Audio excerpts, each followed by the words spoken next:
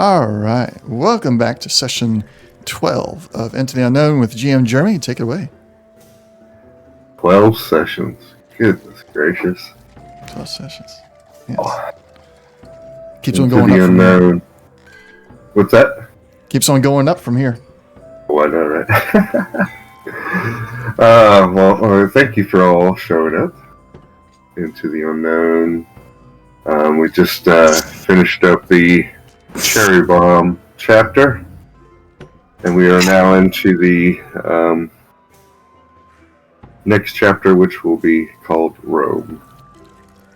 From the B-52s, Rome if you want to. Rome that makes a lot more road. sense now that you've said it, Okay. instead of just throwing up the video. Yeah. So, as our characters are roaming around a little bit,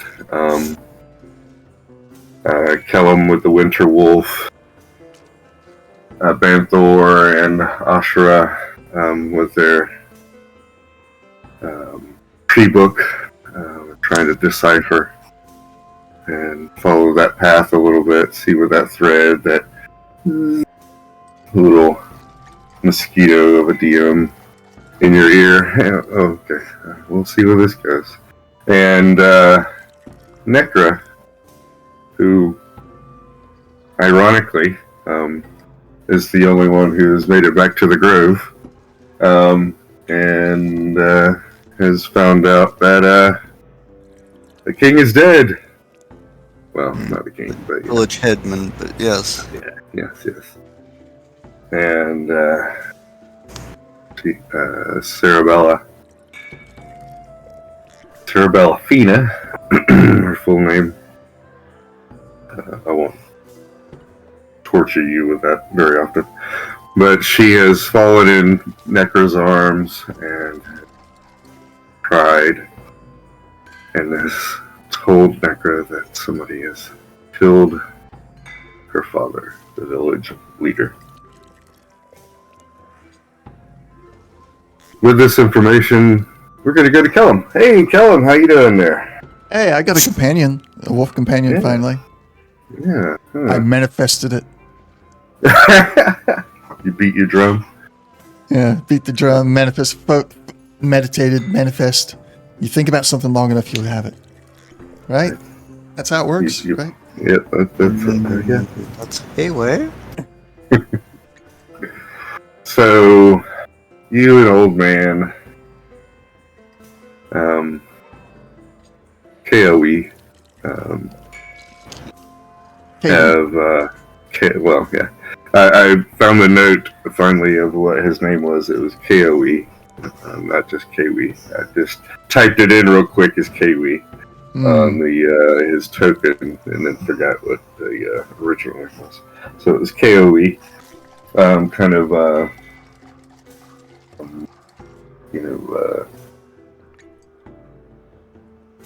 has a more tribal Native American kind of feel to the name. Okay. And,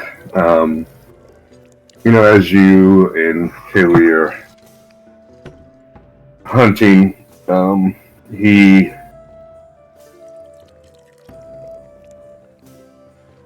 he wants to hunt for a few days before he is willing to go to the Grove.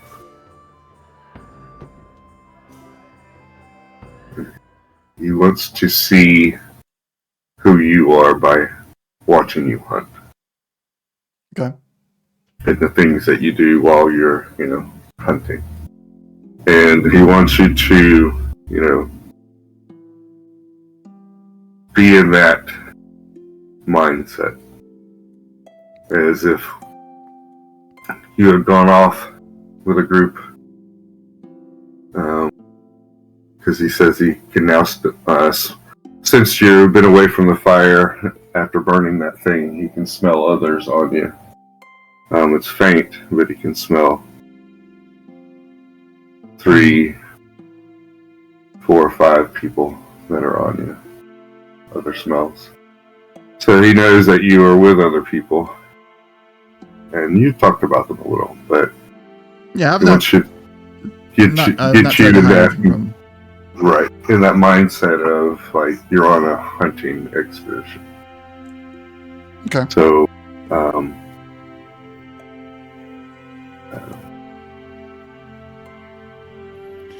he asked you what would be something that you would want to hunt. He has something in mind, but he wants to see what you would like to hunt. Well, and then you can also say what you were going to say as well. Yeah. Well, I mean, it basically your question is the question that I was about to answer anyway. I'm thinking of something along the lines that's large enough I could bring into town and contribute to some kind of feast amongst a small group of friends, namely those that are now direct servants of the tree. So some large deer, large boar, something along those lines. Whatever we find the trail of first. He was thinking boars. Okay. Then we could focus on that. He does know that there are some boars in this area. And he also knows that there are large snakes that hunt the boars as well in this area. So we'll hunt for boars and watch out for large snakes. Okay. Are my drums finished? Yeah, they're well enough to use. Okay. You don't know if you want to use them for a long period of time. They haven't kind of set up yet, but you know that they're usable. Okay. What did you have in mind? Oh no, I'm just adding it to my tools list for the moment. I got you.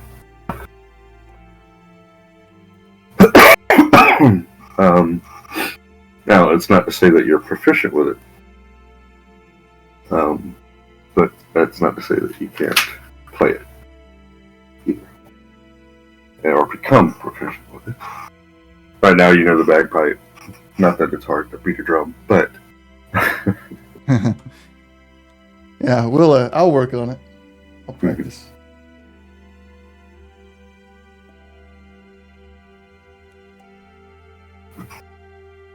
there's something to be said about remembering beats and continuously playing them without being too flourishing. Young drum players want to hit all the drums. You know, so, yeah. Can be too much when you play drums. He says, would you set a camp or would you stay on the move?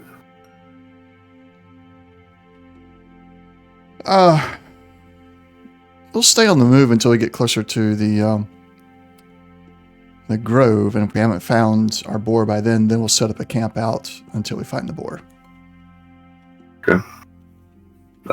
So, you know, he suggests that they stay along the river, and you know we can head north along the river. Okay.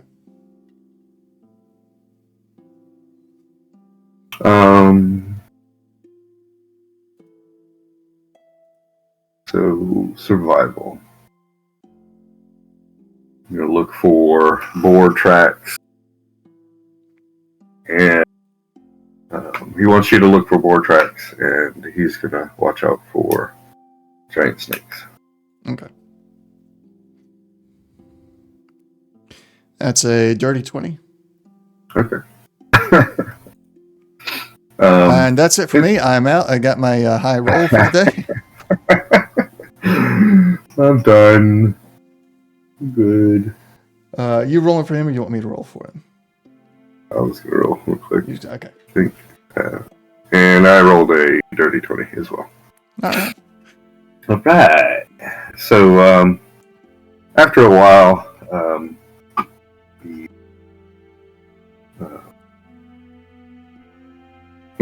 a few times he will lead you away from some areas. thinks he smells, the scent of snake. And you'll move away from the river for a while and then come back. And say y'all move about a half a day's travel while searching. Isn't very far. Maybe like a standard third of a day's travel.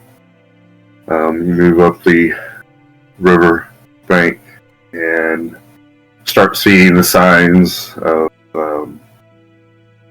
trails for boars coming up to the water.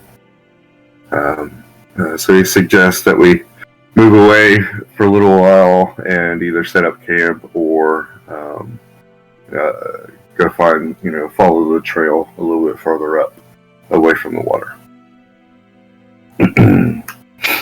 So, would you want to go set up camp or look more for a different place along the boar trail? Can I do a? I was going to say insight, but I think I want to actually argue for animal handling to get an idea if he's what he's leaning towards, because I kind of get the feeling that he's really wanting to set up camp. Let's see. Yeah, animal handling, go for it. 17. Okay.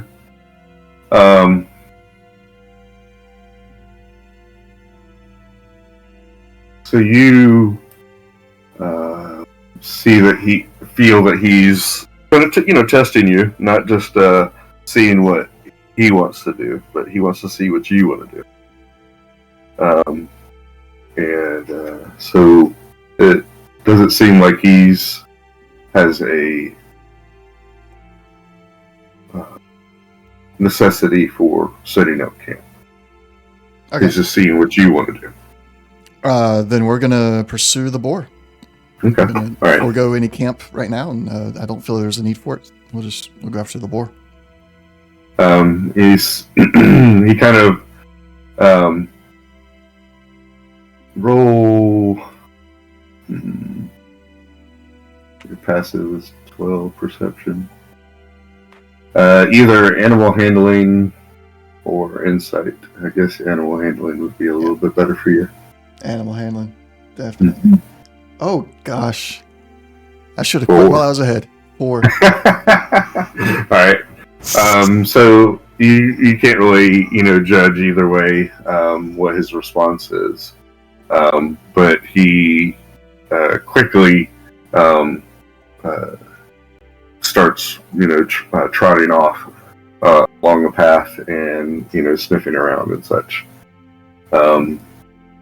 So the two of you, go ahead and give me another survival. I'm going to roll for him. Okay. Where did he go?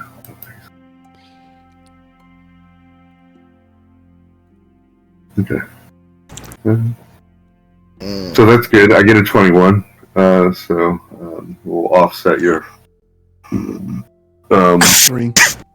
Your natural 1 there. Yeah, that was a natural 1. So his 21 will offset your net 1. And he looks over his shoulders and grunts this way and starts trotting off, which basically is going to put you in a run. Okay.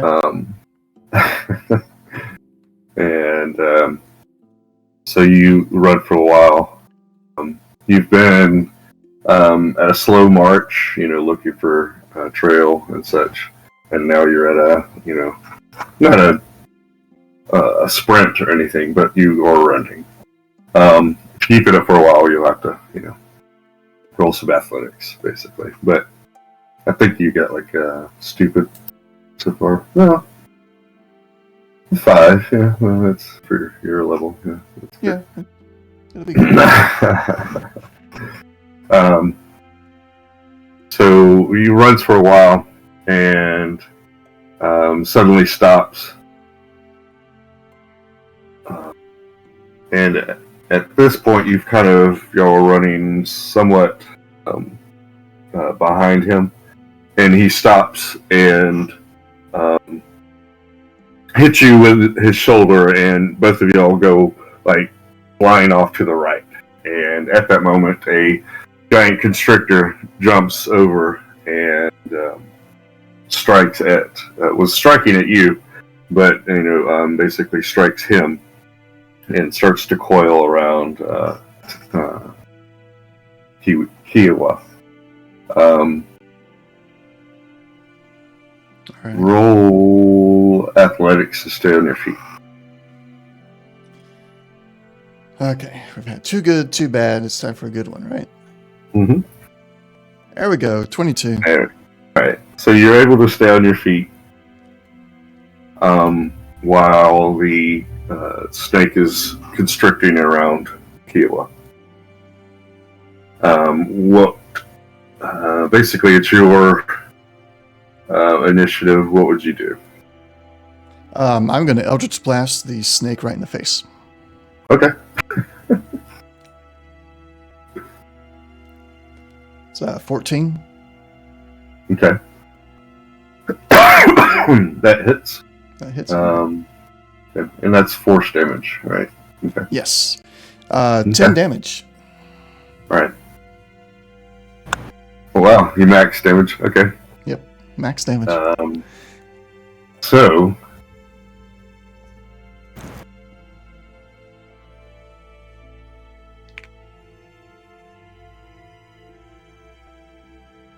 okay. The constrictor, when you hit it with the Eldritch Blast in the side, it releases a KOE for a moment, and he's able to use to roll a 23 to get out of the grasp. So basically, you were able to give him another chance to get out of the constriction by hitting him with that, hitting the snake with that much force damage. Okay. And he growls and jumps out of the constriction. He goes, I didn't know you knew that trick. We learned that long ago. Broadside a snake, and sometimes you'll let go of your companions. Let's finish this off. I will draw my sword. Alright. So the two of you, go ahead and roll twice. And 2 attacks. yeah, 2 attacks. Okay. So would that be my longsword, then my bonus action twice each? Just do your longsword twice. Okay. We're just kind of, 19. feel it. Uh-huh. And there's the damage. Here comes the second d20. 10. Does 10 hit? For the attack? No, 10 wouldn't hit. Okay. So if I've only got my longsword out, then I am using two-handed, so it'll be 11 damage.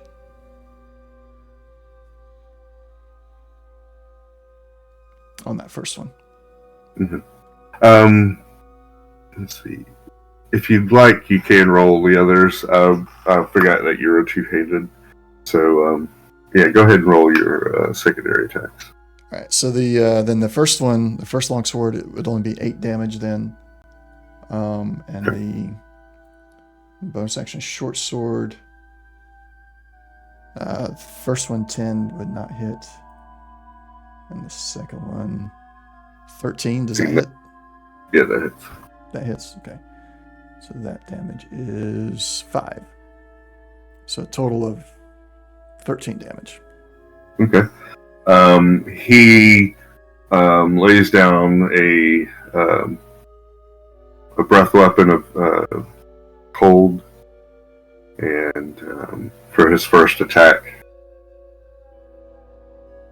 not hitting you, in the way, because y'all are side by side, kind of, and then bites the snake while you slash at it. The snake strikes him once and tries to bite at you, but is unable to pierce through your armor. And after a while, y'all cut it down and are able to kill the snake. Well, that wasn't what I was looking for, but that was good. How did you, how long did your people take to know that striking the snake on the side like that would help release a companion? As he's kind of licking his wound that he took from the snake. I've known it for as long as I can remember. It was taught to me, so I'm not entirely sure when my people learned how.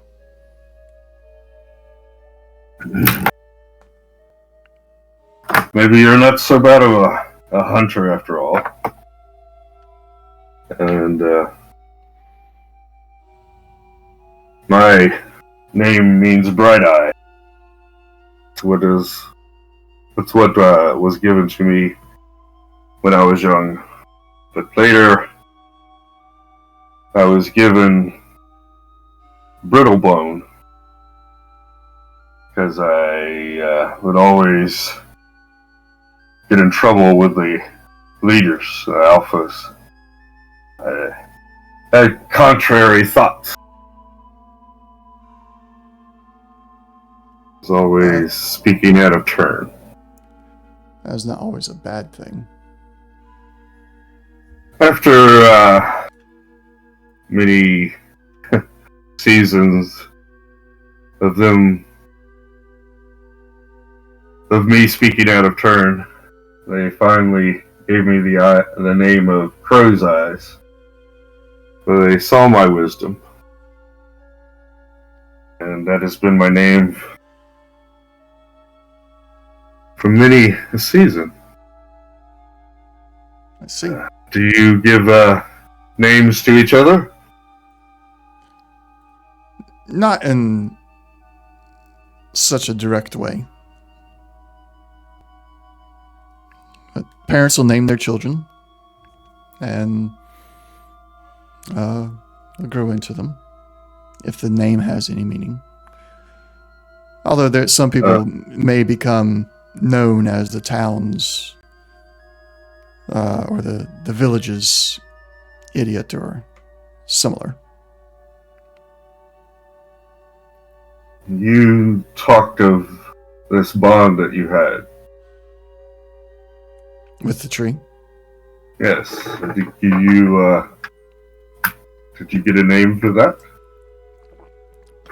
Warden. It's more of a title than a name.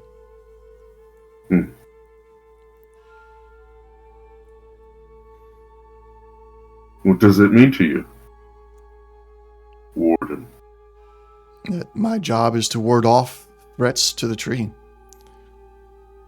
And to share my experiences with the tree so that it may grow stronger and be more capable of protecting the grove and those that live within it.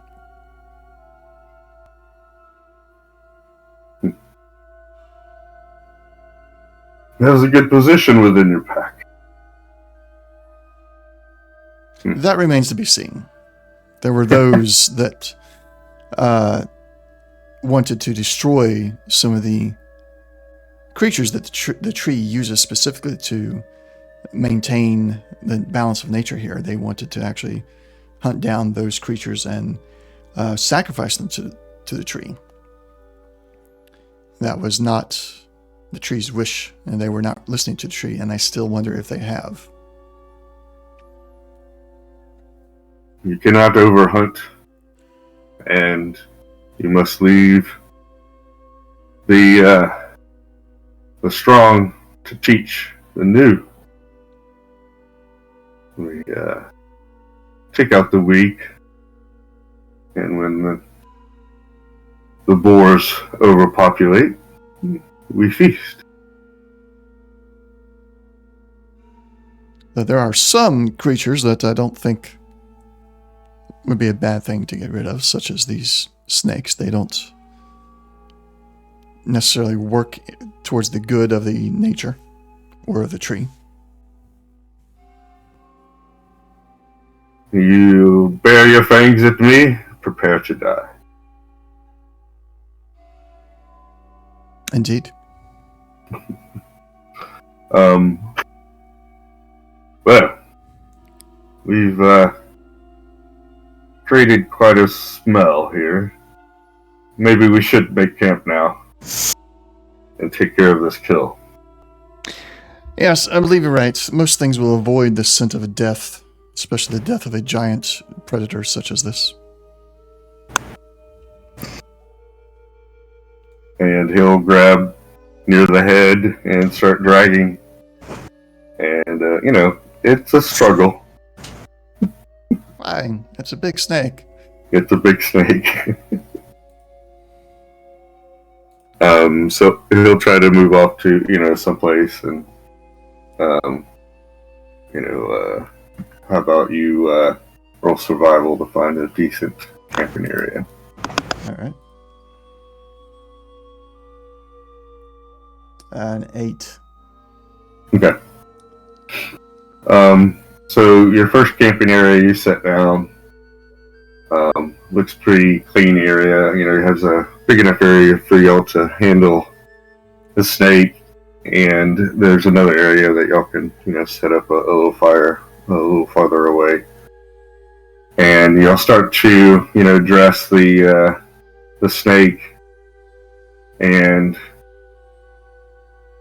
more ants than you've ever seen just start to come out of the trees, not the ground, the trees, and just start to cover the carcass and start to take little bits off and take it back to the trees, and just and you're just covered in ants, and there's ants all over. Oh god. Well, maybe we should find a better place to stay. Do I roll again? Lead on. As he grabs the snake and shakes it and tries to get all the ants off and walks away and shakes his fur and all this good stuff. Yeah, roll again. Nat 20. Alright, there we go. So you walk for about 15 minutes to get far enough away from these ants, and every once in a while you have to still swat ants away and such, but he's pretty much dragged it through the ground and the brush and gotten most of those off. You find a great location, a nice large rock to put the snake on, and it has a drop off where you can discard the unwanted bits and such. And y'all take to doing that. He, will grab and rip, things, and he says that you should try to find the venom sac. See if you could take that out. To what end? I don't use poison. You could put it in meat and lay it out for prey. It'll poison them enough to slow them, but not kill them outright or taint the meat. That's not honorable. Sometimes you do what you must. If you're weak.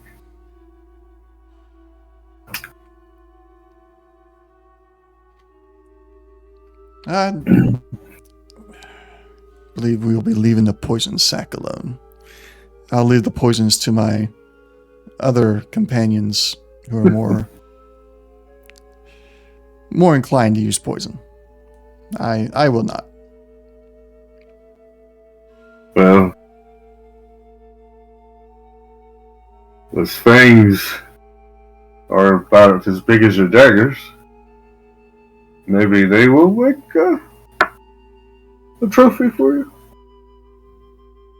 I know how your kind, your two legs like trophies and things.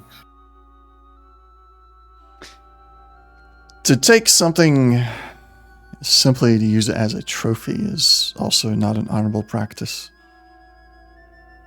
If I can find a use for the things, then perhaps. But I will not wear it just to show that I have slain a snake. Snake Slayer. That's a name.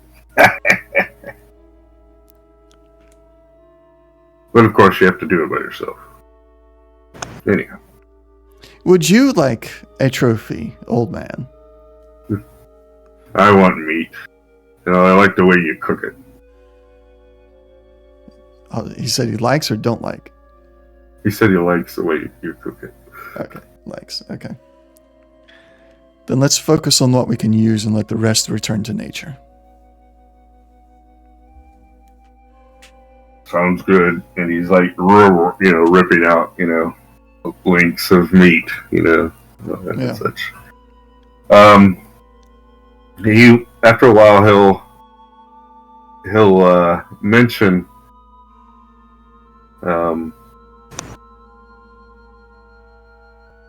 have you seen the black demons in this area? Black demons? Yeah. They come in packs. I don't believe I have.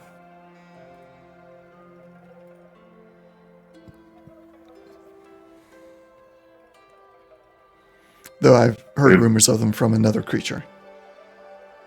No.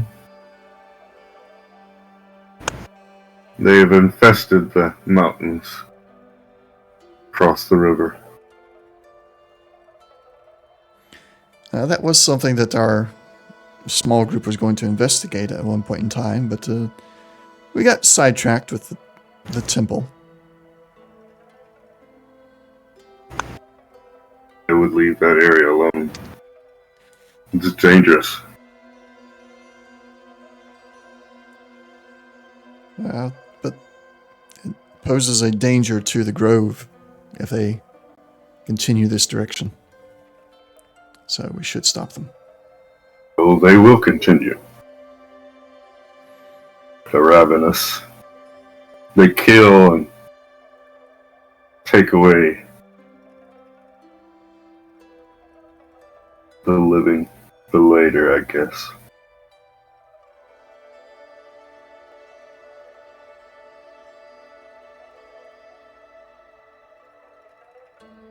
This is why we come this far to the river.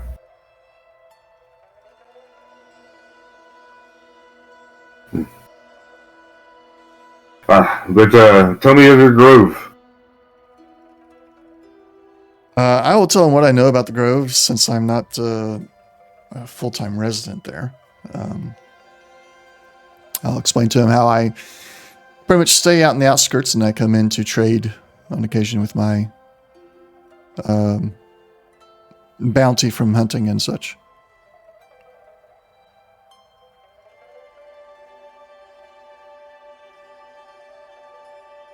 So you say it is protected by a tree?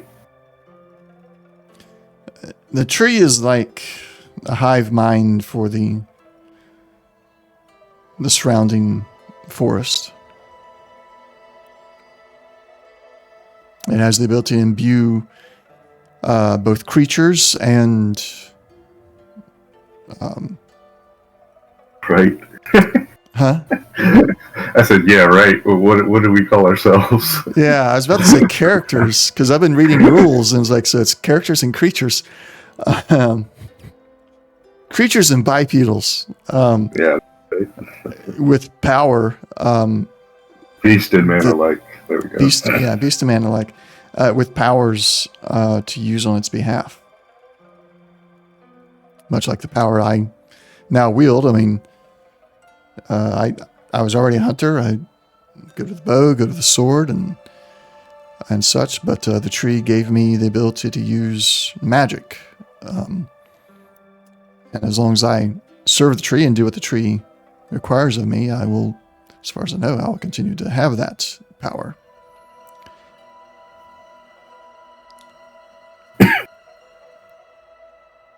I would very much like to see this grove, but not today. I grow tired. Cook some meat and wake me when it's done. I will. And he'll lay down near the fire, not too close, but close, and just kind of curl up and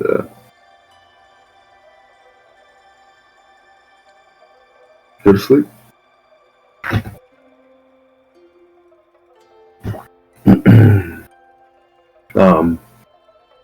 So with that, I'm going to leave you for a moment, and we'll go to Ashra and Banthor.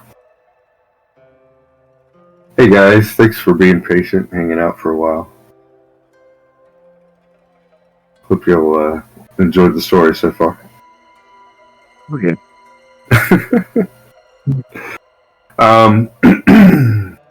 So you've been looking into this book and trying to decipher the jumbled up thoughts and the missing pages and the jumping from one scene to another. Definitely doesn't seem like it follows a day-to-day progression. It seems more like it's scenes, more important things. Though you do have a feeling that it wasn't written in that fashion. He has a familiarity with the book or his writing, so it seems like he's been doing it a long time. So it does feel like there's missing pages, though nothing seems to be ripped or torn. The story talks of finding a patch of wood that leads to a magical grove. And you can only guess, surmise, I guess, and that it is talking about your grove that this person is being led to. But they are being led through a special patch of woods, a thicket of woods, you think. And it seems that it is off of the Dwarven Highway, we'll call it.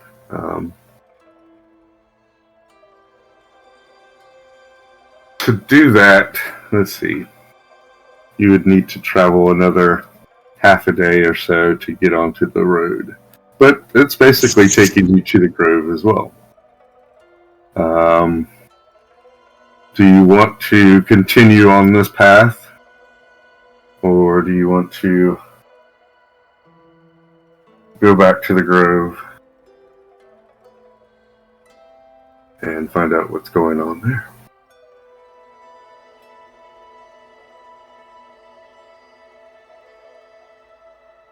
I'm going to follow Ashra's lead. The book speaks of an egg that has led this person through the thicket of woods to the grove. And as you read further, the story talks of the many days he spent in the thicket, going back and forth, and the mystical creatures that he ran across. Too unbelievable to put down in words.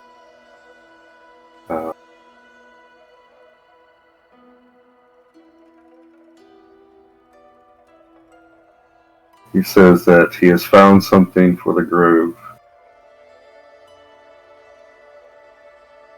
Wishes to return it.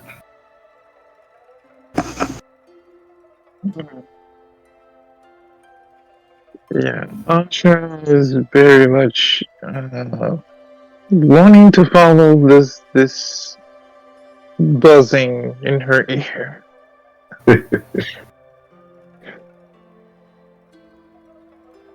So she's gonna keep on the path with the book.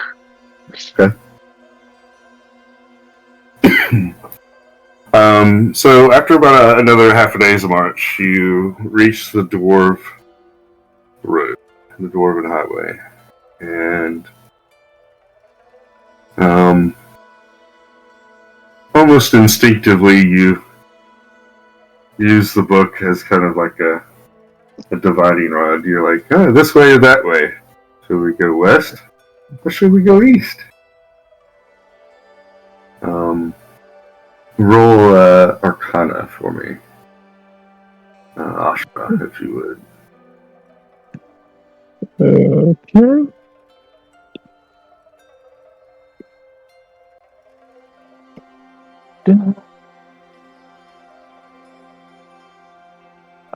I'll use guidance with this. Yeah, I will use. I will use. You would do what? Not that it will do much, but guidance. Okay. It's a 10. That's a 10. Okay. You feel like, okay, the book is guiding you somehow, but you're not quite sure.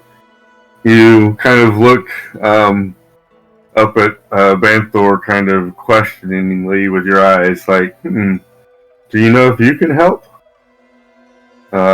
Banthor, you want to, let's see, roll Arcana, or, you could roll Arcana for a better DC, but you can also roll Insight, and you have a higher bonus on your Insight. The DC will be a little higher.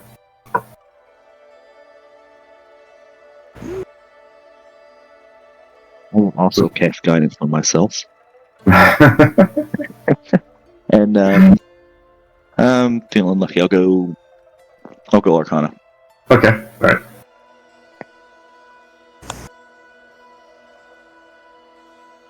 And Okay. So you reach out and touch. Oh, I'm sorry. now, if I roll could I do better if I add a 1d4 to it? Yeah. Roll the guidance. Sorry, I was looking up and. So, okay, 3. Okay, so All right, 15. Okay. 15. So you reach out and touch the book, and immediately, the both of you, your hands are drawn towards the west, closer to the grove. So you look up at each other like, okay, well, it feels like the Ouija board is pointing us to the west. So, With this, do you want to ask the Ouija board any questions?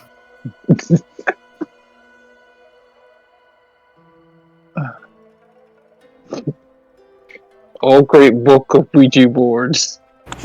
Why do we go to the west? Okay. All right. Roll Arcana with advantage. Just want to, want to see how good or bad you can do. Sure, and and I'll pop guidance again. Well, that's just without the guidance. Yeah. Oh, that's not fine. Yeah, I can get you advantage. Okay, there you go. 19. 19. All right.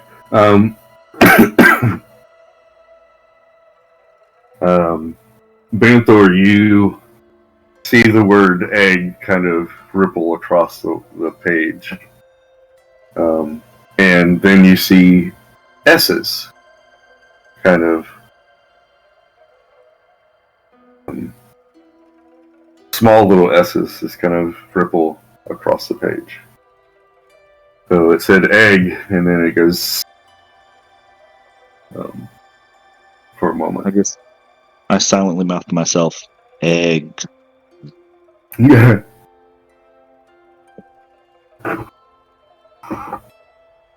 Are they separate? Like, It's kind of like egg, just like waves through it, and then it trails off, and then there's a bunch of S's, like it's a sentence, a single word. so am I able to determine like that it's the S's are separate from the egg, like a different quote unquote word? No, it's all one word. Okay. I relay that to Ashra. So multiple egg, perhaps? Eggs. Egg. Multiple S's. Not egg. Hmm. It's eggs. Right. That's funny. I'm loving it.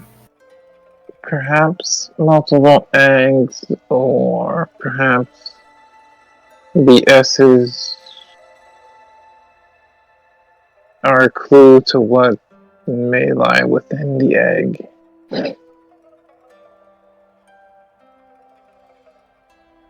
Maybe the multiple S's have something to do with a snake, perhaps? You one-turned him.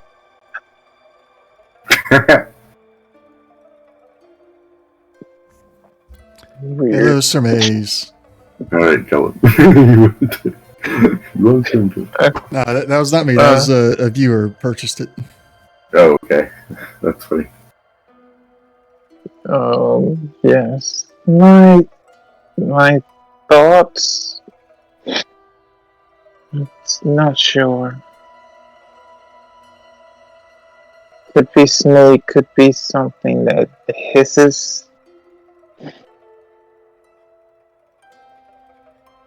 Very curious. I would like to try something. Mhm.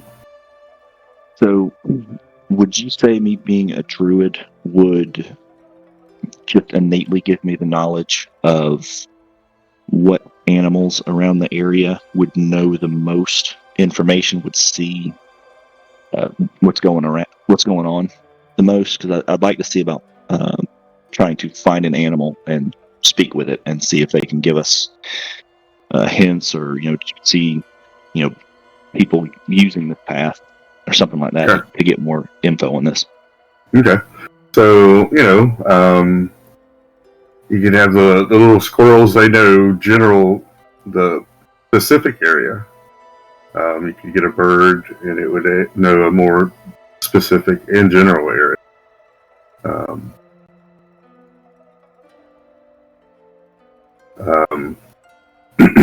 If you tried, you could, probably try to contact a larger animal. So you definitely, there are, that this area is, full of snakes, both small and large. And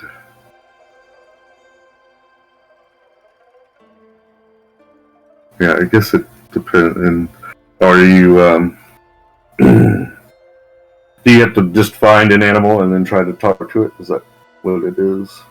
You don't call an animal to you. Right. So basically, what I would want to do is speak with animals, and then find an animal, like say a monkey, who would be like curious, like, why are these people taking this path? Or I saw some people with eggs doing some weird stuff. That's what I'm looking for, of like an animal that would be curious enough to witness somebody attempting to take this path that we're looking for. Okay. All right.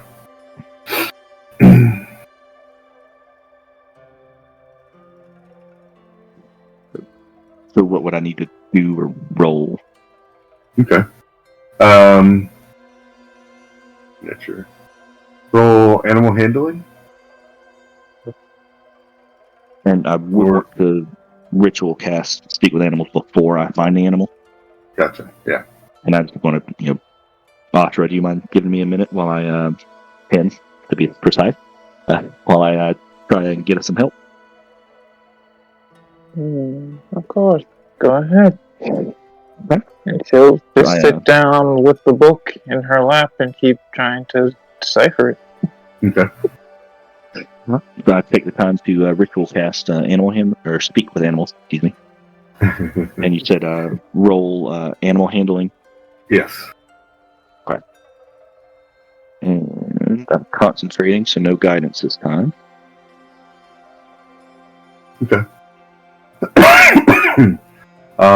With the animal handling, you know that there are also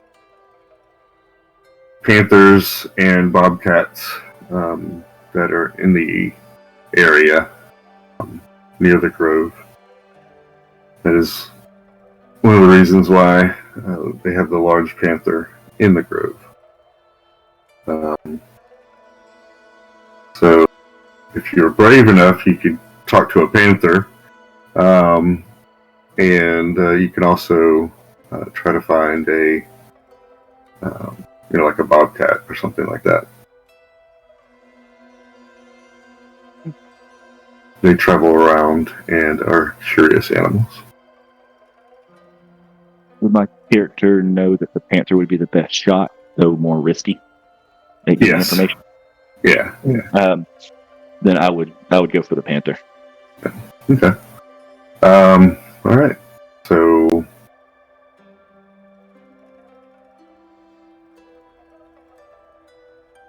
how do the two of y'all want to handle this? Do y'all want to go off together?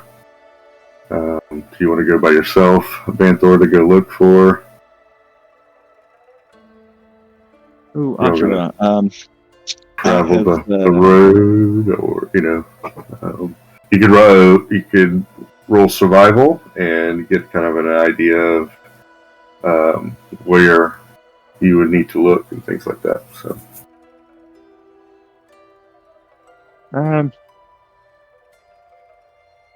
speak with Ashura first and just get their input on it. Alright. So, Ashura, after checking the area where we're at, I believe I may be able to find an animal that would be able to help us. Specifically, the best shot we'll have at getting more information would be a panthers. They're risky. I personally think it's worth it. If anything goes down, I can always just turn into a bear. I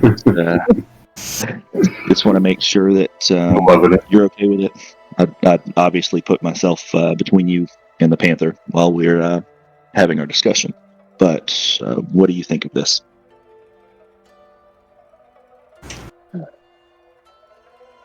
She's like looking nose deep down in the book, and she, without looking up, panthers are very risky. What makes you think they would have the best information? Panthers are curious creatures, and at the same time, they're very good at hiding. So if they were to witness anybody being led by an egg, whatever that means, then they would be the best to report what they saw. Now they are a little aggressive, I will admit, but I know my way around animals, and like I said, backup plan, giant bear. The panthers are cunning creatures, and usually don't travel alone. And I have the utmost confidence in you as a bear, but even a bear can be taken down when they are outnumbered. That is very true.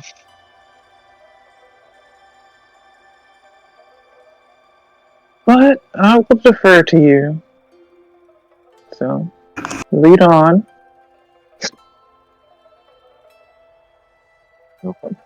Just stay behind me and keep your eyes and ears alert. Mm-hmm. And with She just that, nods.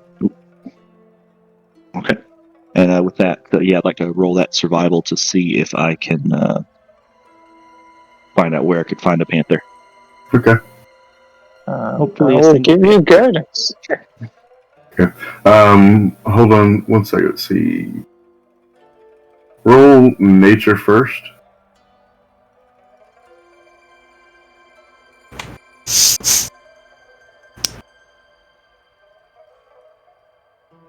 Okay. I'll And use to then- hold on to the guidance. Yeah, and then roll survival. I'll use the guidance. I hope that'll help. I will assist you with the survival so you can roll again. Because I do have proficiency with survival. I saw that. Okay, there we go. I want my dice out. Don't make me get rid of this one too. So you got a 15, and then you had a guidance of Yeah, I'll roll that guidance. 2. Okay. All right. So with the nature check, you're like, okay, you recall, what areas panthers would like to be in, and then with the survival, you start looking for that.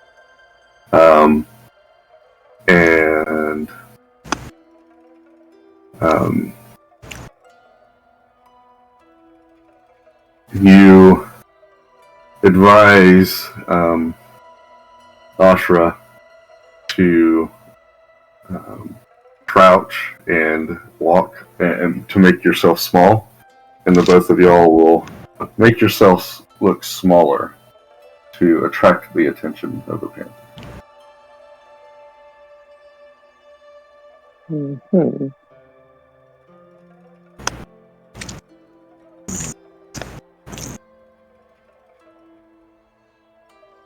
My speak with animals is only 10 minutes. Is that still going?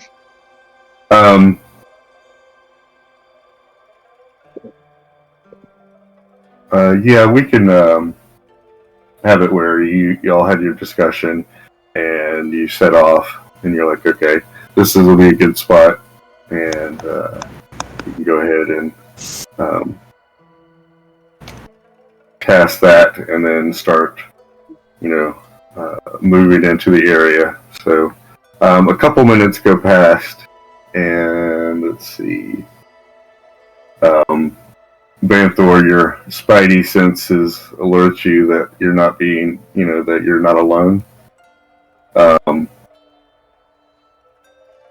You've got the what's the alert feat? I think it is. Yes. Basically, you've been looking for that feeling, and since you're like, okay, you're acting like prey in a way.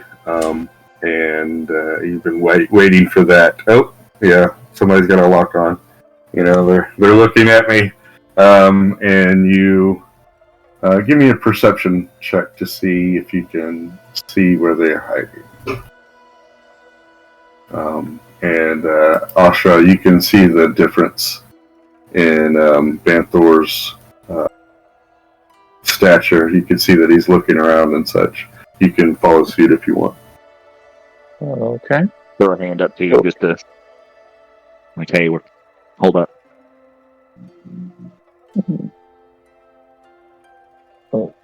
Oh.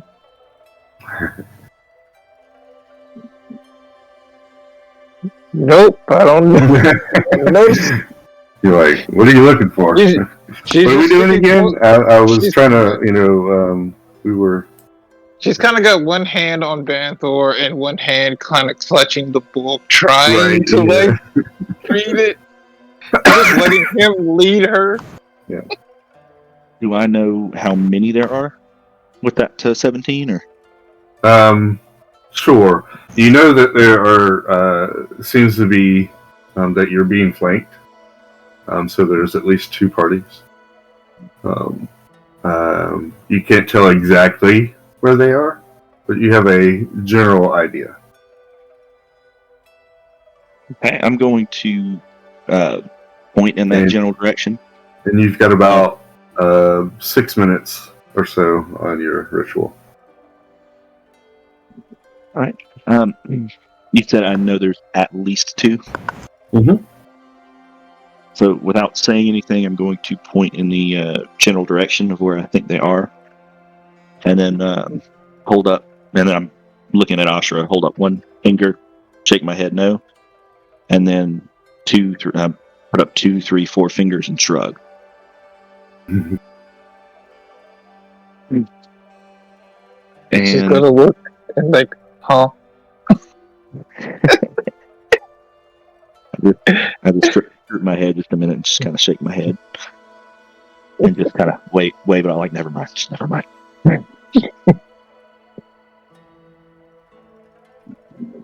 It takes her a moment to get it.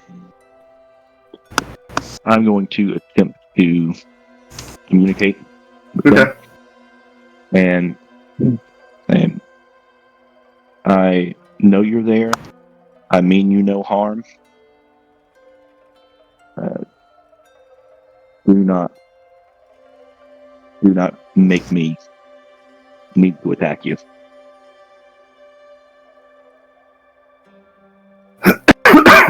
So, with the beast speak, they can understand you. Can they speak back? Can you understand them? We should be able to communicate with each other with that spell. Let's see. Mm-hmm. Gain the ability to comprehend and verbally communicate with beasts for the duration. So yeah, I'm able to communicate with them, which communicate I would think means talk back and forth. Okay. Is that the general understanding of that, Ashra? Yeah, you can communicate back, so I wouldn't, like, Ashura wouldn't understand. It'd be like he'd be making animal noises.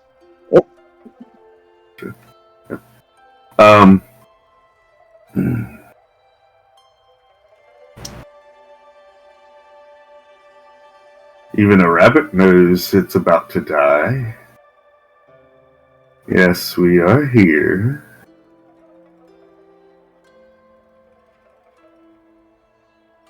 I am much larger and more deadly than a rabbit. I only wish to speak. I request information. This one has fangs. Speak. We are looking for something, a path. A hidden path amongst the forest. Have you witnessed anyone taking this path? There may be eggs involved. Say that really quickly and a little quiet. Right, like you're like, A little more head to the bears. I hate to say this, but there may be eggs involved. Ashura picks up on that one word, egg. Panther for egg. Okay, write it down.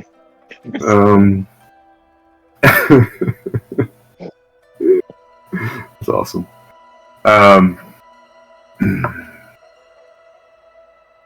Eggs. I know the thicket you speak of. We do not travel that thicket. Are you able to lead us to this entrance?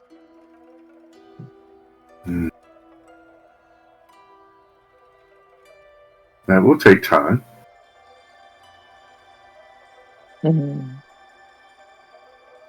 Time is something I have an abundance of. But we are hunting, and that takes time.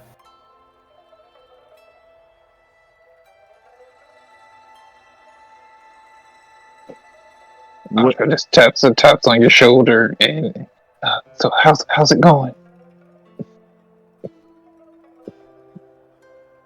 doesn't seem like they want to eat us. Quick question: I say this. I'm assuming the Panthers can't hear. They wouldn't understand me speaking common. Like it's Right. I would assume that you're, speaking in some kind of spiritual tone, basically, when you're speaking. So in common, I asked Ashra, don't check, but do you remember how much snake meat we have left? Yeah, we still have a couple pounds of it.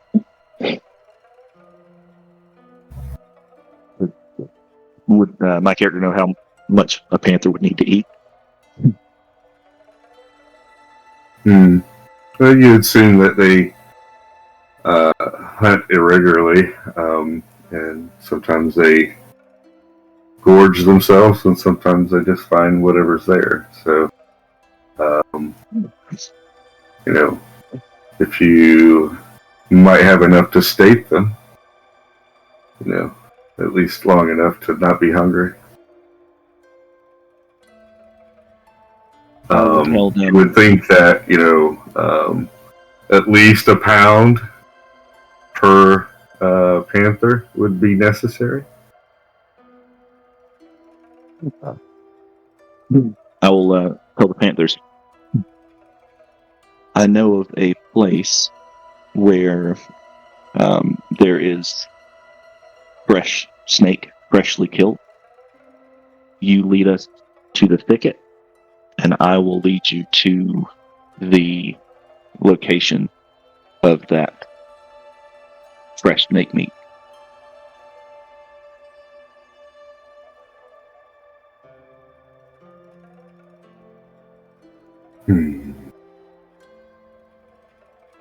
The thicket is this way, and he, as you see a large panther come out of the woods, and he kind of points his muzzle towards the east.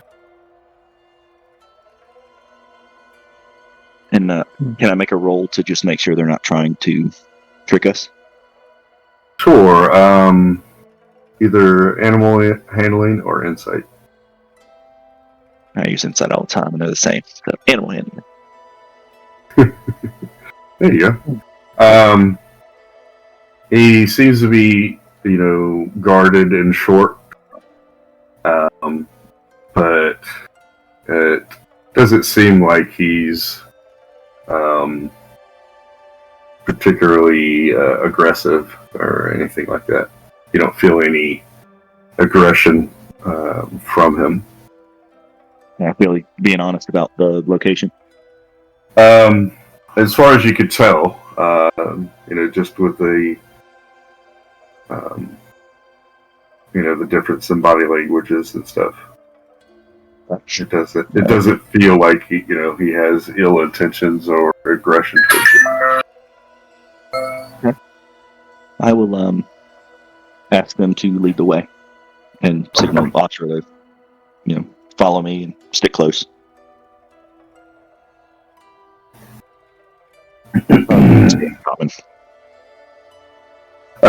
So it takes some time, and every once in a while, so the basically, before the spell wears off, did you want to have a communication with him while you have that ability?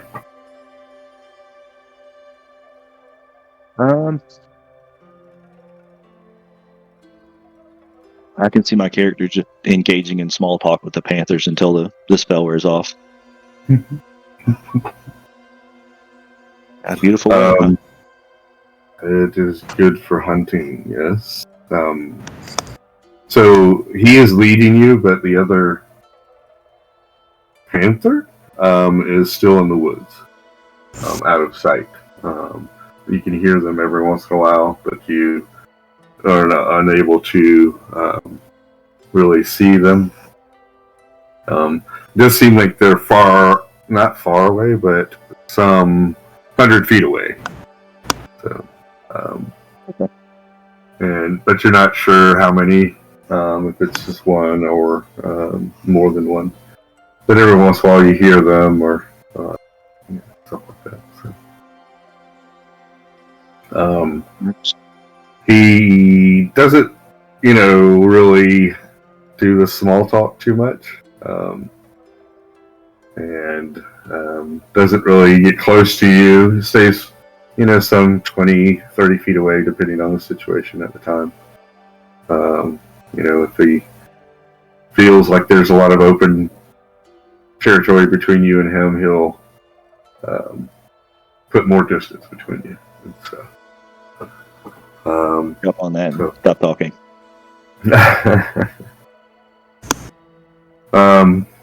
So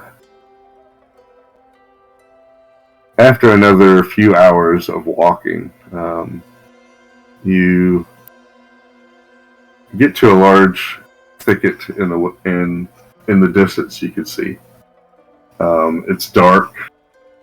Doesn't seem like a lot of sunlight reaches the ground. And you could see there's large thorn bushes and just a bramble of trees and bushes that has made this particular patch of wood very dark. The panther stops and waits for you to, catch up or what have you. He growls at you a little.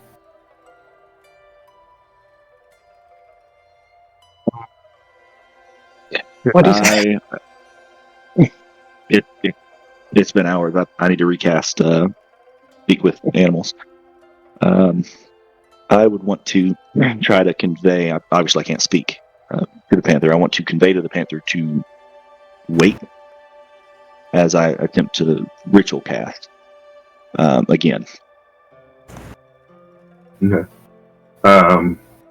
He prances around, not prances, but paces. Excuse me. Sorry. Paces back and forth while waiting for you to finish your ritual. And then once I'm done, I speak and say, thank you for waiting. Is this the entrance that you speak of?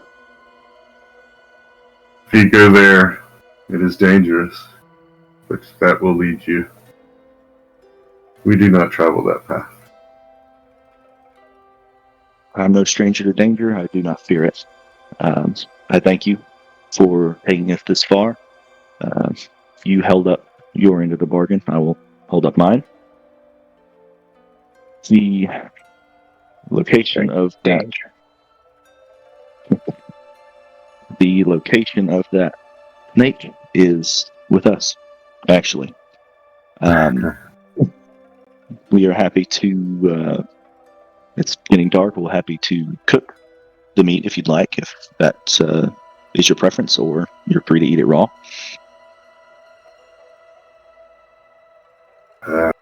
Cook. Just give us the meat. Okay. As he kind of paces a little bit closer to you. I speak in common. Oscar, go ahead and get the snake meat out. We just need to use all of it. It'd be best to give them what we have. We got rations. Paces a little bit closer to you. Okay. Jake pulls out the meat where she had it wrapped up and tosses it up towards him. Okay. When you start pulling out the meat, his eyes dart towards you, and as he's pacing closer, but has a different, not as aggressive stance. And you pull out the meat. How much is it? I have about 4 to 5 pounds. Okay, all right. So you pull that out and throw it out there. It lands with a large thud and of course. He sniffs of it.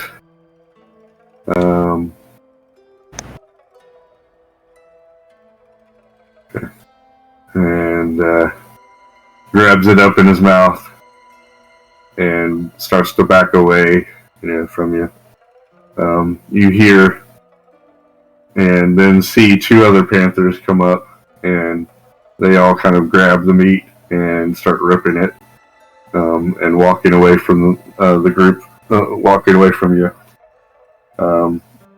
At all times, somebody's, one of the panthers is keeping their eye on you, but they're making their, ripping it apart into somewhat equal portions. At the Smile, same wave, time. and say, thanks again.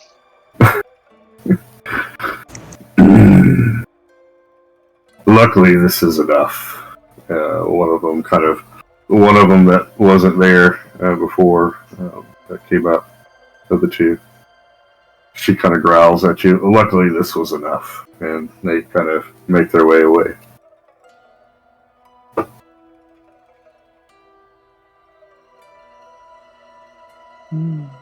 You look at the grove, this bramble forest, and you can make out a small, kind of dark entrance that isn't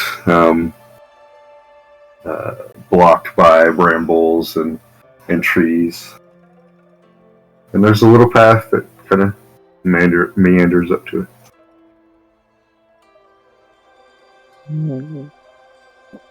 Interesting. Well, Ashra, it's starting to get pretty dark. If danger, they're warning us about danger, it'd probably be wise to pick this up at first light. What do you think? She's looking. She's been after she gave them meat. She turns focus to the path. Is she getting any feeling from the book or anything? Sure. It is kind of as a it's like a vibration, just almost like a hum. Okay. Excuse me. I'm gonna roll a dice here. Okay, evens. All right. She's like,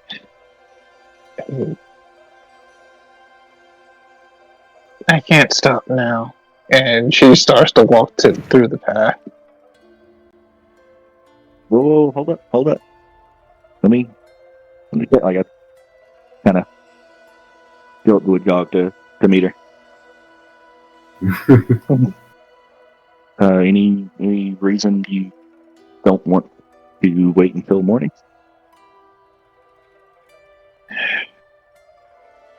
I feel this hole.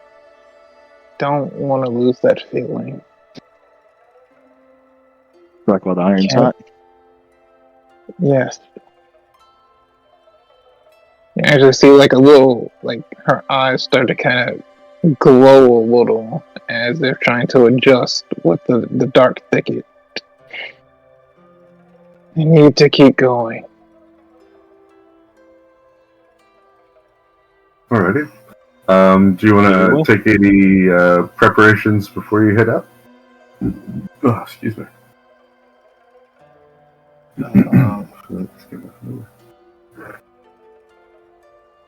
I believe I am good. I'm good. Alright. So you enter into this thicket, and it is dark inside. But there is a little path that kind of weaves through. It's tight at times, and then opens up to little areas where there's not that many brambles, little nooks. If you were underground, it would almost seem like it was a cave system that runs through this little patch of brambled woods. you come to an area that looks like 3 different paths you could take. And a little set of stones that looks like somebody has made a fire here. It is cold, and the coals are old. So it hasn't been used in quite some time. She would stop there and, look around, try to get the bearings before studying this fire, old campfire. Okay.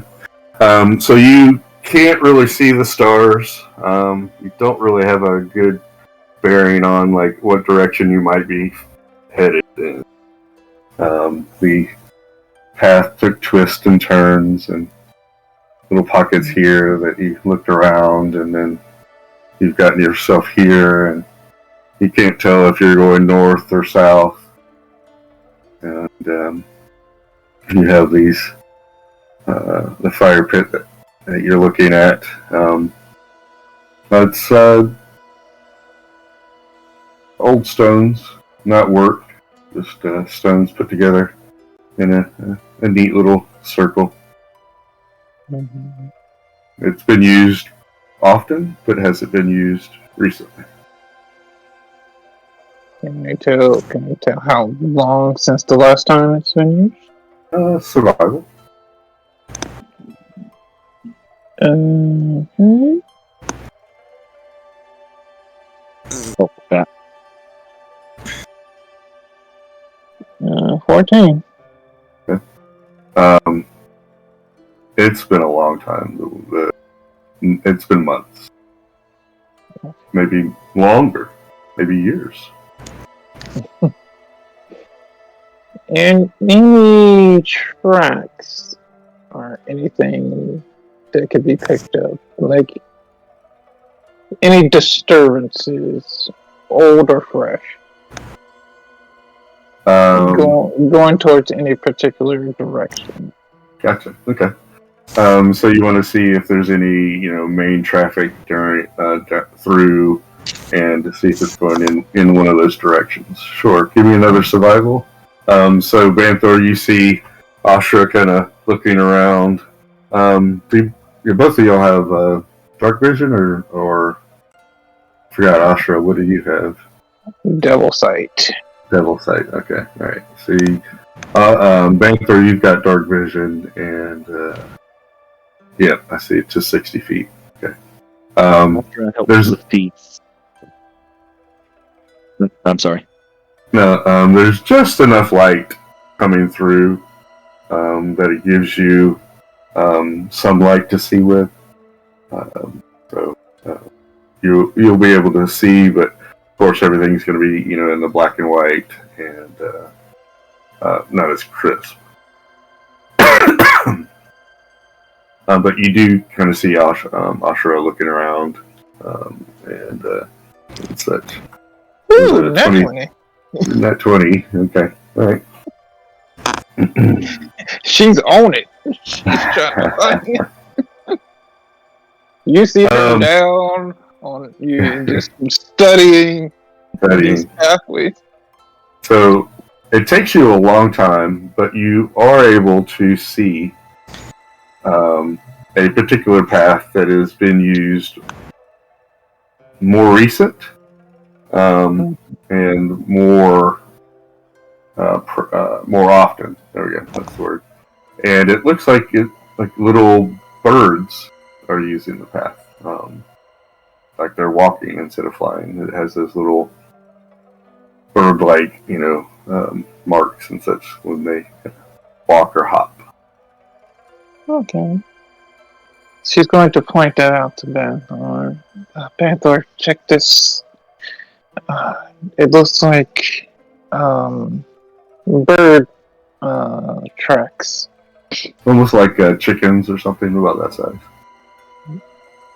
Seems like they were walking through, not risking flying through the bramble.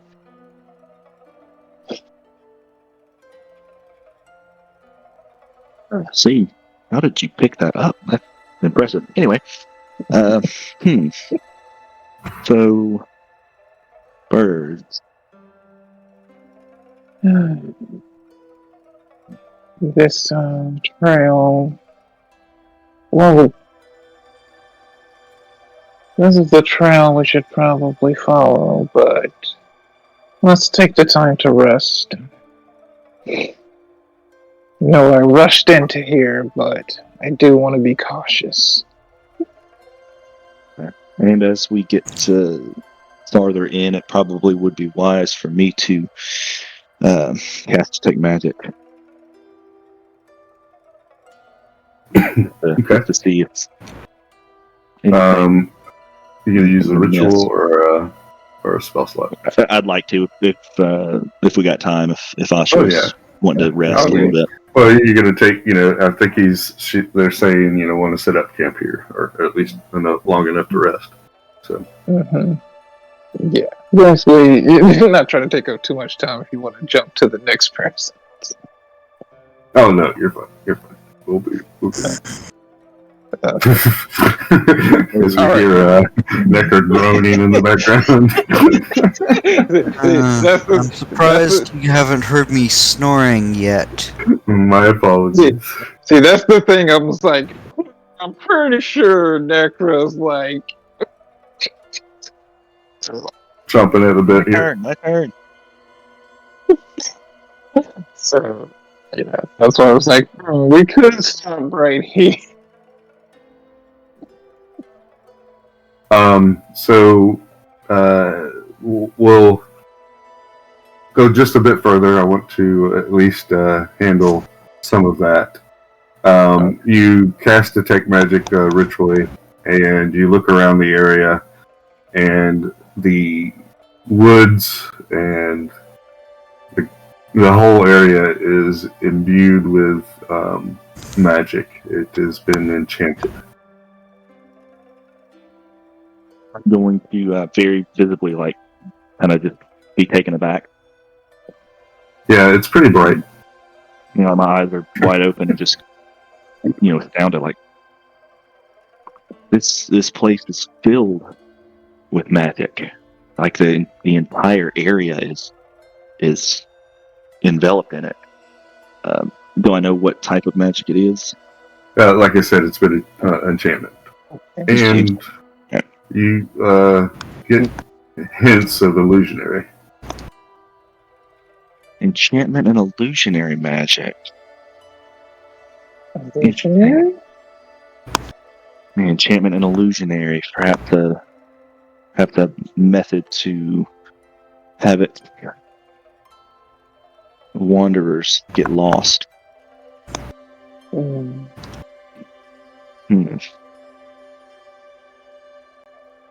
Alright. Eggs. Well, Since we're aware of illusionary, does that reveal anything? So there's not any illusionary magic here, but Banthor can see the wisp of it. Some of the pathways have stronger currents of illusion coming through it, and such. So it's it's kind of like clouds almost. There's so much magic in the area that it's it doesn't obscure your vision, Banthor, but you can see the wisp of illusionary magic coming strongly through one pathway, and enchantment magic coming through the other pathway stronger. The one pathway that seems to be used the most seems to be duller, not as strong in those magics. Not as strong in both enchantment and illusionary. Correct. I relate it to Ashura. That's interesting. It appears that the path most traveled doesn't have as strong of an aura. So if my intuition tells me that the illusion magic is in fact the wrong path to take, it's a method of getting us lost. So between your tracking and my tech magic, I think we found the path that we should be taking. I think you're correct. Well then, shall we proceed? So, just to let you know, it is getting late on. So, if you do proceed, you could, depending on what happens, get into some exhaustion and things like that. Okay, well, then, we'll go ahead and take the rest. Okay.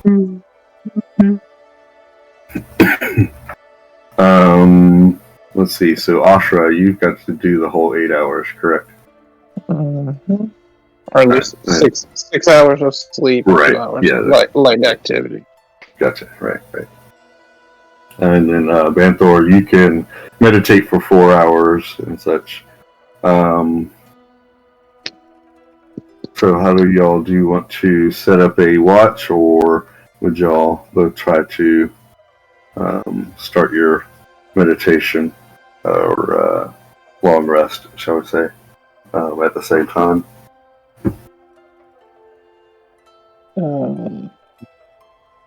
Still, like, we can use that fire pit and kind of light it up. Okay. And she can do the first 2 hours while he does his 2 hours meditation. I gotcha. And so by the time she lays down, he's meditating, but he's still Aware, yeah. Conscious and aware. So. Right. So, if I meditate, it states I'm in a, quote, semi-conscious state. right. And the alert feed states that I cannot be surprised while conscious. Mm-hmm. That's it. Yeah. So I'm saying you're still aware. So yeah, it's semi-conscious, conscious enough to not be able to be surprised.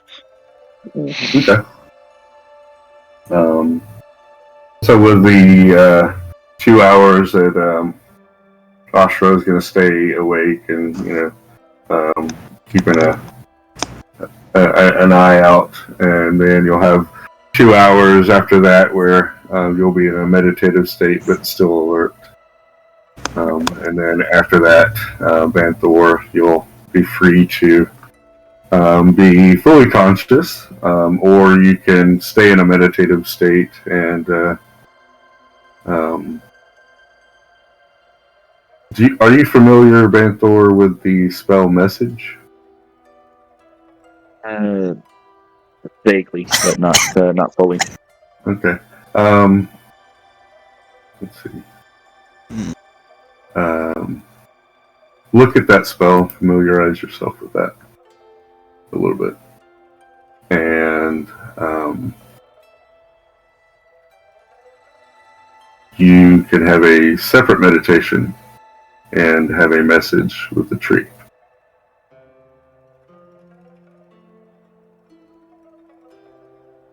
With that, let's travel to the grove, and let's hear the story that Nekra has to hear. Nekra, you've wake up. You've been patiently sitting. Well, maybe not patiently, but you've been waiting your turn patiently. I appreciate that. Thank you very much. Thank you. You are, in your own way, Nekra is a young adolescent female, and Cerebella has thrown her arms around you and started crying hysterically. And in between the cries, you hear her tell you that they have killed my father. Okay. They have taken him from us.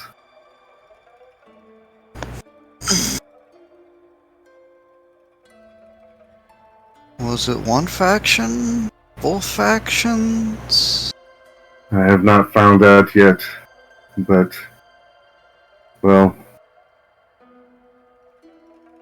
I was in the tree meditating. It was about 5 days or so after y'all had left. Father was upset that you were gone for so long. Most people never leave the grove, and you've been gone 5 days. And I started having arguments. The elders, and I was just telling them that you were doing the bidding of the tree, but Father was afraid. And I was in the tree, and I had come home, and I had found, well, he was dying, and she was there. It was very, I was standing over my dying father. And I looked at me, and my face changed, and then I realized it wasn't me, and something took over me, and I killed her. I killed me. I whatever she was, I killed her.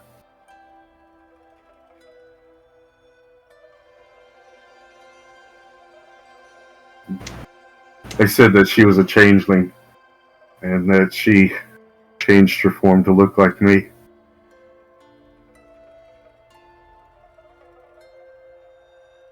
But we don't really know who this person was. And nobody's missing. So she either snuck in or has been here in secret for a long time. We haven't found any information. The druids have been trying. The tree doesn't seem to know anything. Okay.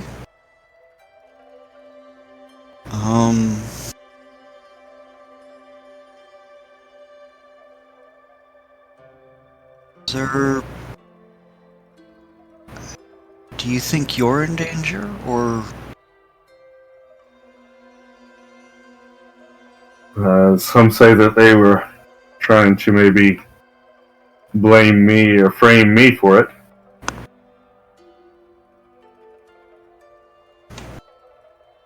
There are some people that still believe that it is I who killed my father. I could never.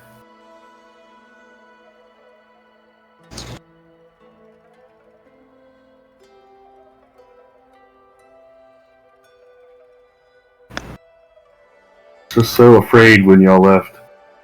It was sickening to see that. I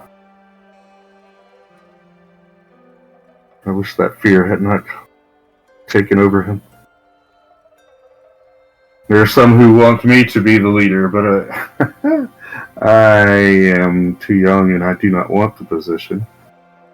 The druids are arguing among themselves, and of course the courts have their wants.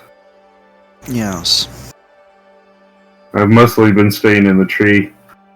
It's safest here. Yeah, I was going to suggest that if you were, or thought you were in danger, it might be best to just stay in the tree and not be seen around to the village.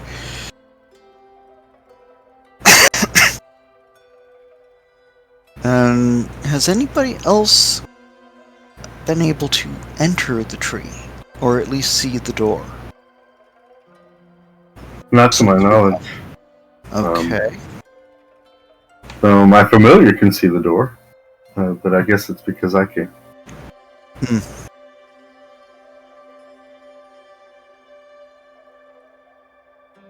And in the corner of the room, you see a shimmering, and the pseudo dragon has shown itself.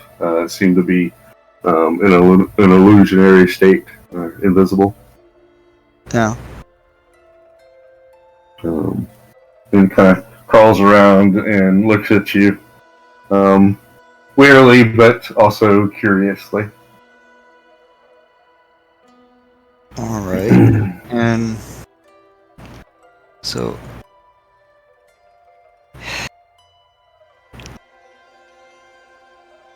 given this information, the table and chairs are still in the basically entryway. The Correct. main room. Main room, the trophy room. So I go to the table and sit down and look to the massive vines and whatnot that's in the ceiling. I'm I don't know if you can or even, well, if you're willing or even can, but if you can, it might be best to let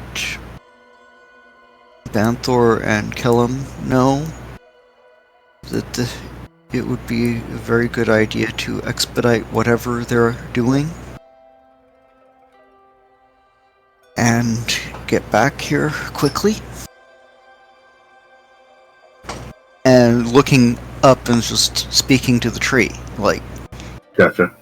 A few vines come down, and basically put their kind of make hands and arms and put their elbows down on the table and put their hands together, and just they're kind of moving back and forth, like, oh, okay, just listening to what you have to say.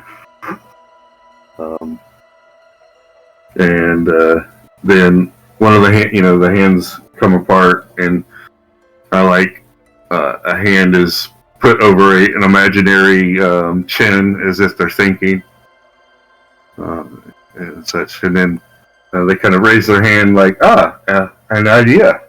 And then they kind of just fade back into the mass and such.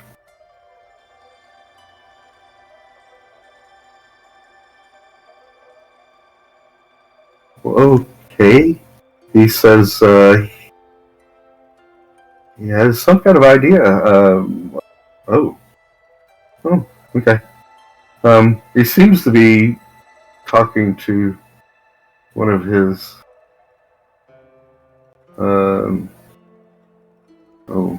what would you call them? Oh, I don't know. Guards? I don't know. Can't hear the words he's saying, but I could hear that he's talking. Well, he seems to be doing something. Well, I don't know what it is, but he has an idea.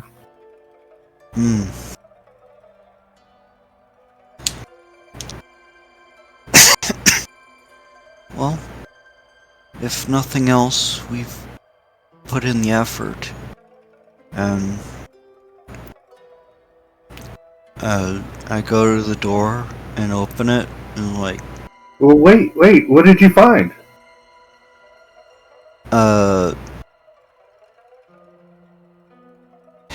Ran across the follower, well, the green dragon, green kobolds, and someone leading them. And they sent us to someplace bad that is no longer there. And the whole time I don't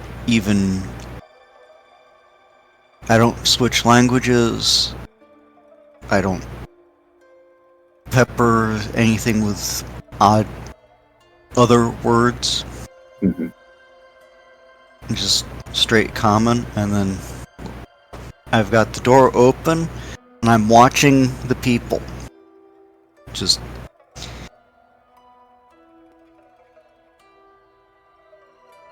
and I kind of like tilt my head and and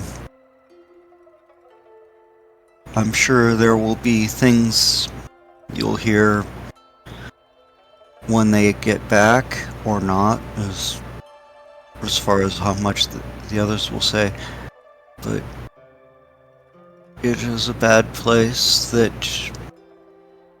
now is empty ground. And hopefully nature will retake it, if it can, soon. So where are you going? And just I point to, gesture to people and was like, well, trying to figure out what's going on. And I'm guessing the factions are being fractious as usual, but it's more edgy, more tense. Yeah, there is, as you have this new knowledge of, what is happening, you can now put your finger on, the fact that people are being more groupy. They are segregating themselves more into their opposing houses, and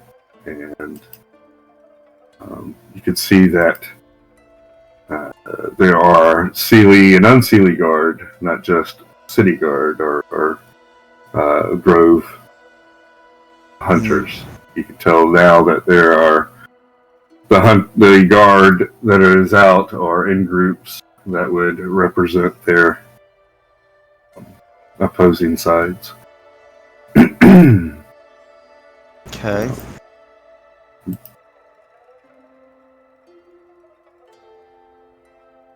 And so I also kind of look down, see if the Timberwolf is nearby. So the tree itself has started to sprout limbs out of the top of it. And it is they're new limbs, so they're young. They don't really look like much. Very green, and that is where the wolf, the timber wolf, is hanging out at. Okay. So it's up towards the top, not towards the ground. All right. Yeah. And just has that gargoyle, Yeah. Overwatch. So I'm basically like watching the town, watching what's going on, and like, alright, so village leader's dead. She's under some suspicion, and people are losing it. And as much as I can, I've sent the message, so I don't know if much else I can do at this point.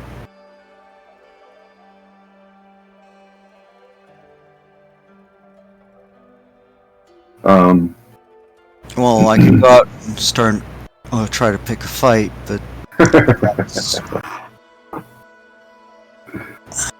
I had forgot. Did you you left Maxie at your place, or had her she's go around town somewhere. Yeah, that's right. Floating around town. That's right. She was going to do something for a little while. Okay. Yeah, and I also couldn't remember if that was the scene. for the since I was originally there to actually put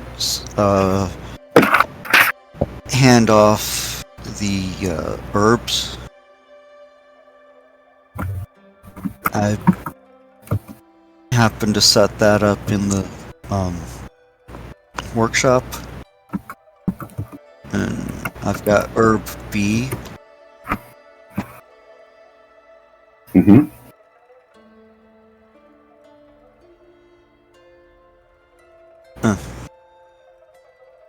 Okay. That's gotta use the Yeah. Well, bathroom. So you wanted to drop off herbs at the laboratory, Uh-huh. right? Yep. That was the original intent of this whole bit of misfortune. You had planned to do something, and then no, wait a second. So, I've got 7. So, Okay, there's a sheet for the tree. gotcha. Yeah. I'll put it down.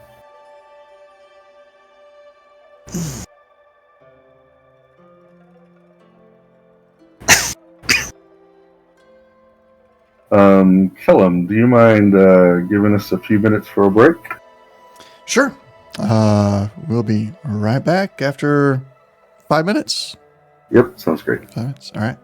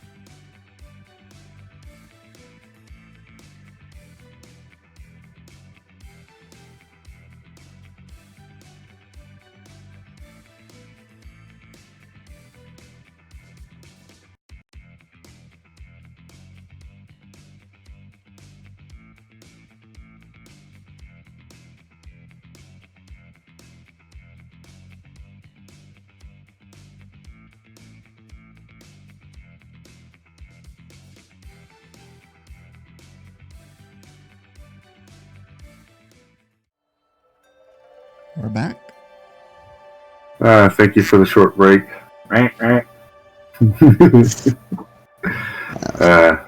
Drink too much water and tea, and you go pee. Anyhow, as I drink some more tea. So Necra, you have the crying princess there as you're trying to escape her clutches and her sob story.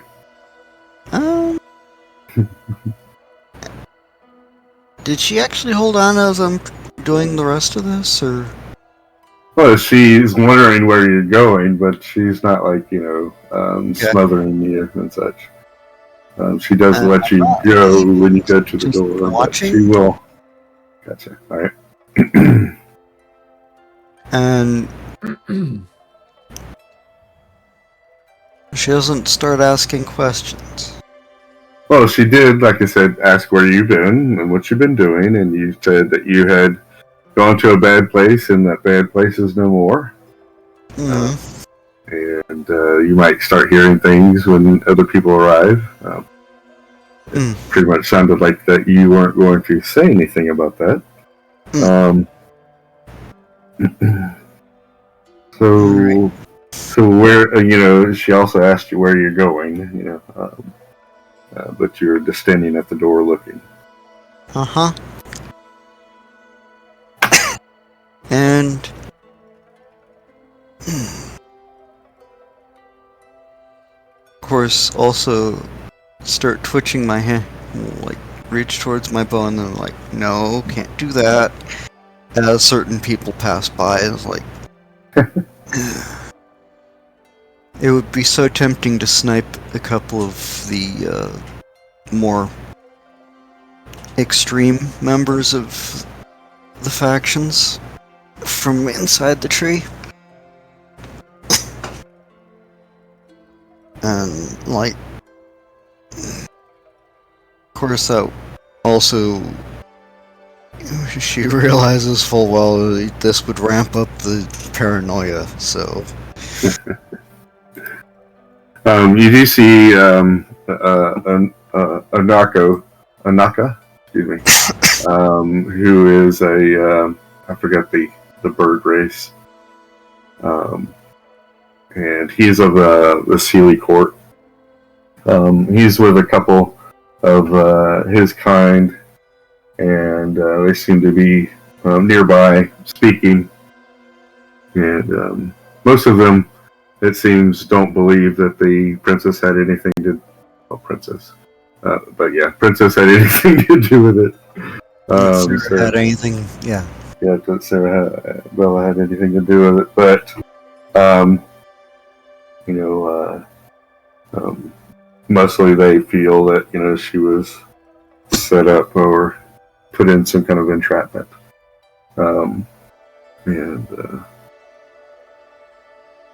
Mostly they've said that, they haven't been able to, that she's been scarce since then. And mostly they haven't laid eyes on her for the most part. And then they, continue on walking. It's basically the conversation you get from that. Some of the more unseelie or some neutrals that they're kind of not high on the honor totem. They haven't they don't have a lot of honor, but they're glorious and stuff like that. They're neutral in a way, but maybe more towards the unseelie court. You hear them speak. They're just these are commoners. They don't really have any task, within court or anything like that.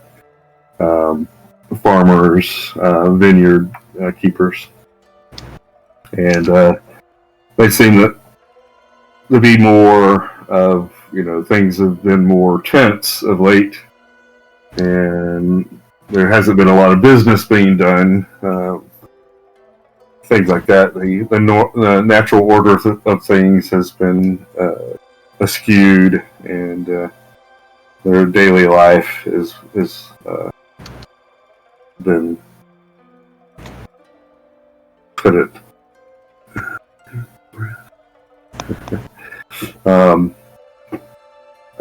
Their businesses have been put in jeopardy and stuff like that. They hope that some leadership is found soon, and they don't really seem to care one way or the other if it's unseelie or unseelie court. And that's some of the general chatter that you hear from your position. Okay. That's not a full, blown, shall we say, poll of the village. No. But it's a glimpse into what some people are thinking. All right, and so I guess mostly you're gonna wait and watch till basically people thin out. Okay. And if Sarah's got things she wants to say or questions she wants to ask, or she will, after a while of you just sitting there and looking and not leaving, she's like, okay, well, where's Kellum? Where's Banthor? And Ashra?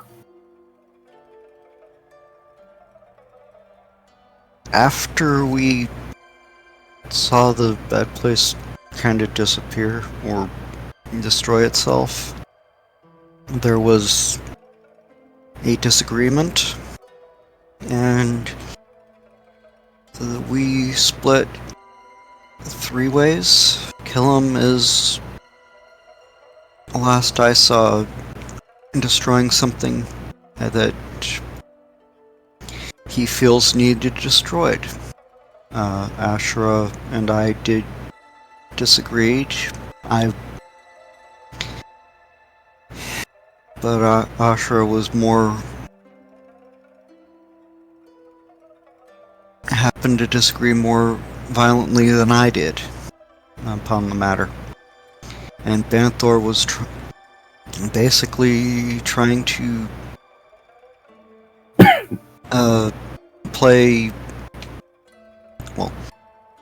trying to keep the peace or trying to at least keep us willing to talk to each other about this.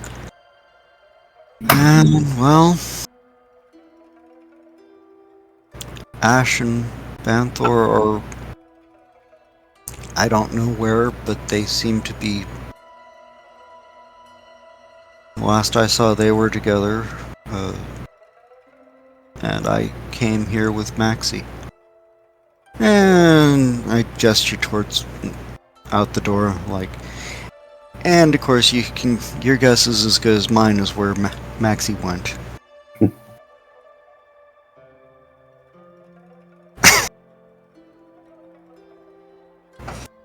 So do you have an idea who might have killed my father?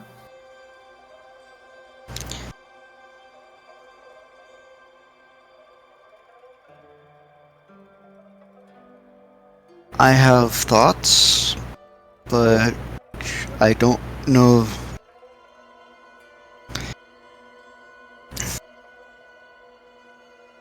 They're more informed, I think, by who are the more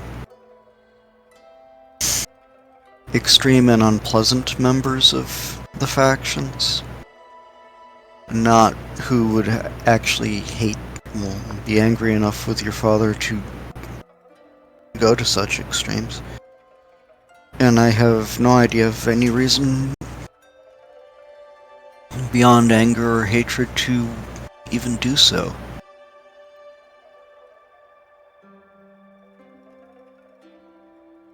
Granted, both the Archdruids seemed to be rather upset with your father last I saw, but unless they just want to take over everything, I don't see any reason why they would do so. Yes, that's what was kind of my thought as well. I don't know. I feel they may be entangled in it. They were having arguments with Father, saying that it wasn't such a bad thing for y'all to leave, and that you were looking out for our interest, and that he was just so afraid of anybody leaving and bringing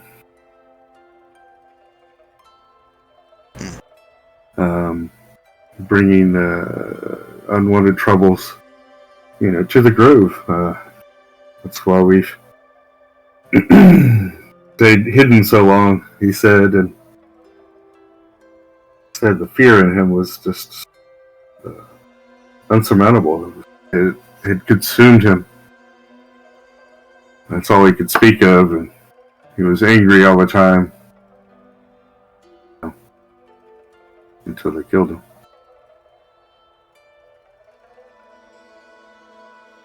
But I'm kind of embarrassed. It destroyed my house by killing her too. Such power the tree has given me. Yes.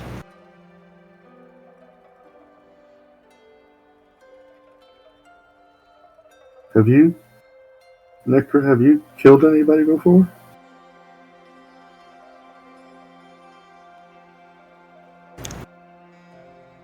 Not if I could help it.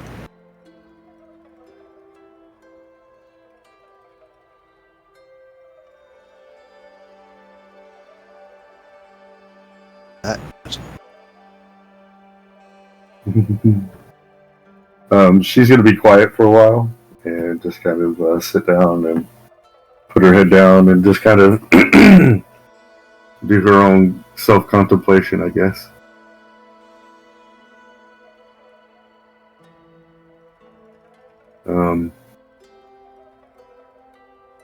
After some time, she kind of sits up and says, "Oh, I'm starving.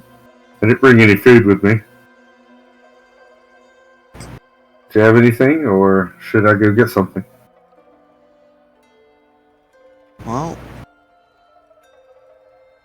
I have some snake meat, I have some travel rations, but I'm not sure you want either of those. Snake meat? Yeah, we ran into a giant snake, amongst other things, past the edge of the grove.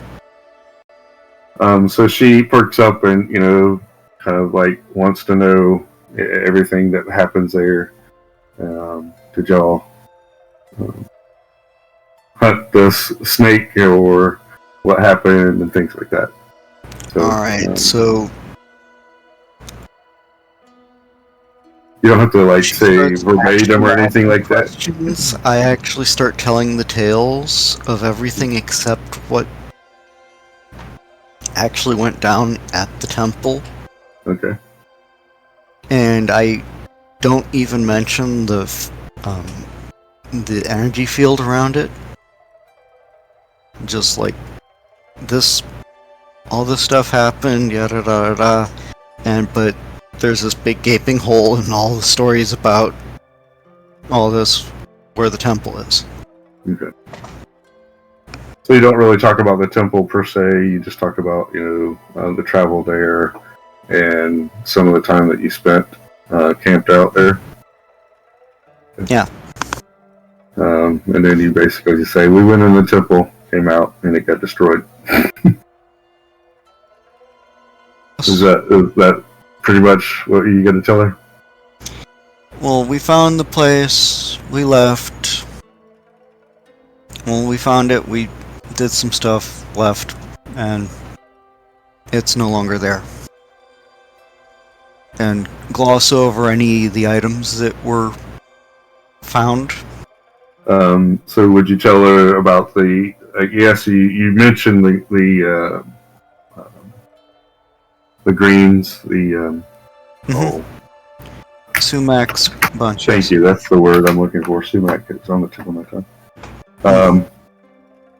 And so how they kind of asked you to go to the temple. Mm-hmm. And I happened to go in particular detail about scaring that green dragonborn half to death. Right. So, this kind of lights her mood up a lot. Hearing a story that doesn't have to deal with what she's dealing with. And, she'll ask questions here and there. So, ask if Kellum got hurt, from the snake. And, she'll try to ask you, what kind of monsters you saw in the temple. And yeah, nope.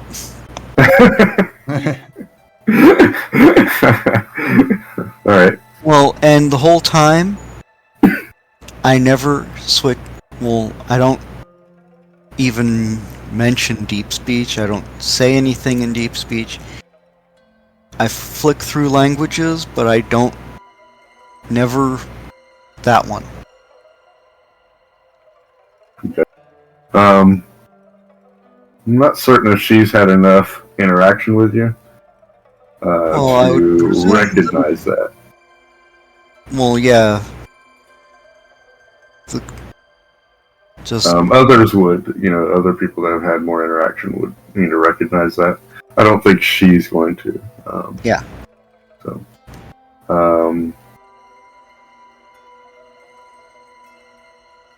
okay. Alright, so you're not going to talk about the temple or any of the things he found. Do you mention the orb? Or that the Sumac just told you about the temple? Gotcha. Alright. Yeah. Okay. Well, I'll mention that they were asking after a talking orb, but not that we found it, not that it's where it is, not that it just... This was part of why we were sent to go look into it, and, well, things happened.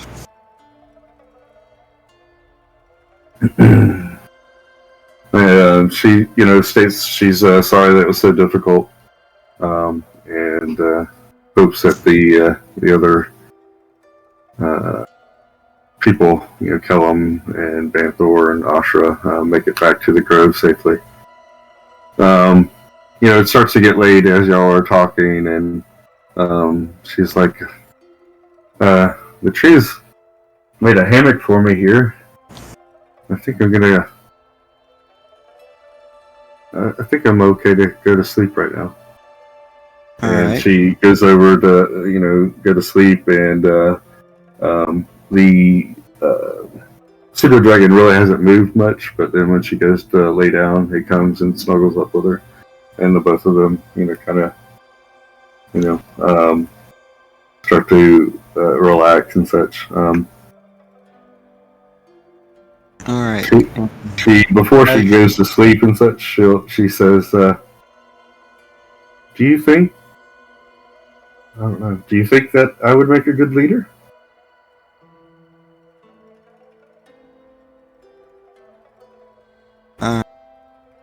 You could. I'm not sure if you put the effort in. I'm sure you could be. I'm not sure you want to be the leader, though. I just don't know yet. I don't know. And once she falls out, I'm kind of still watching have people more or less cleared out, and it's as the as the day goes by and it gets night. Majority of people have gone about their ways. All right, so as soon as it's hit the lowest lull I can find, and she's out, I try to slip out of the tree and head to my place. Okay. So when you get back to your place, Max is sitting there. She's asleep in her lamp with the door open. And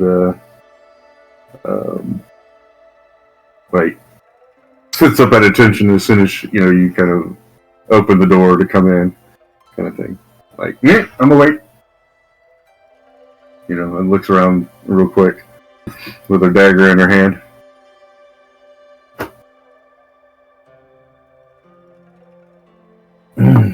Wow, it took you long enough. What did you do? Couldn't find you at all.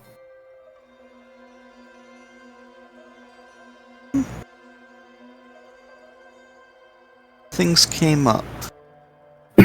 Have you heard that the village leaders? Yeah. The rumors going around town are that the princess killed her father. I have good reason to believe otherwise. Well, I was, hanging out with some of the more unsavory types, but And nobody found it weird that you just appeared. Well, they know I come and go, and it has been quite a few days since the murder has taken place. So, who's missing?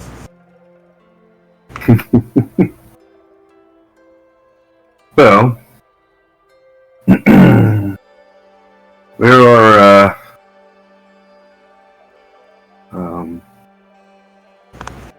do you know the 3 trap makers? One of them seems to be missing. And which side of the divide would these guys be on? They're neutral, unseelie. Okay. And so they're down 1 at this point. Okay.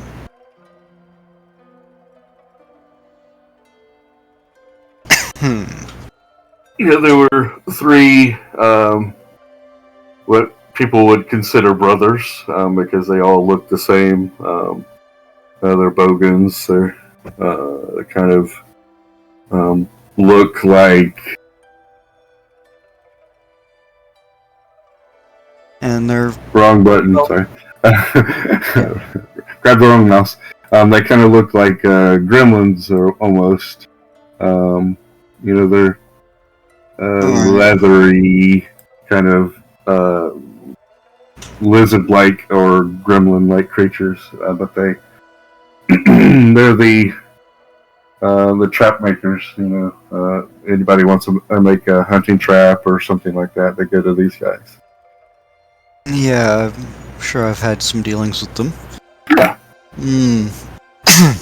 They don't talk. They don't talk much, but they and they're. So I'm guessing the tallest one is missing. Out of character. Okay. Well, they all, they pretty much look all the same. But yeah, I mean, Well, there's supposed to be a limit to how much shape-shifting and all that. If this is the murderer. So, yeah. So the other 2 haven't really been seen much, especially over the last 2 days. Really?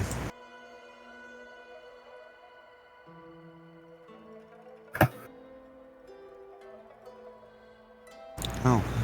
So she'll go into some banter about how the princess. The story is how the princess found the murderer standing over her father and destroyed the house while unleashing her anger upon the individual.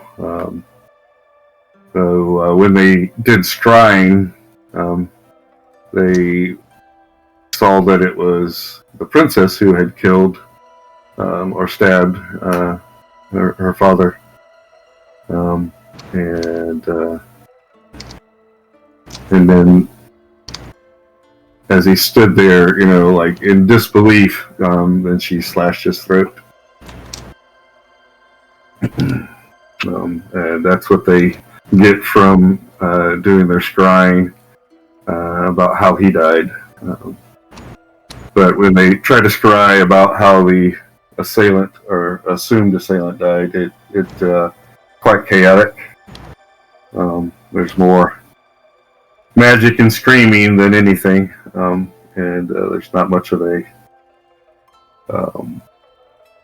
image to be seen as the house was brought down upon itself.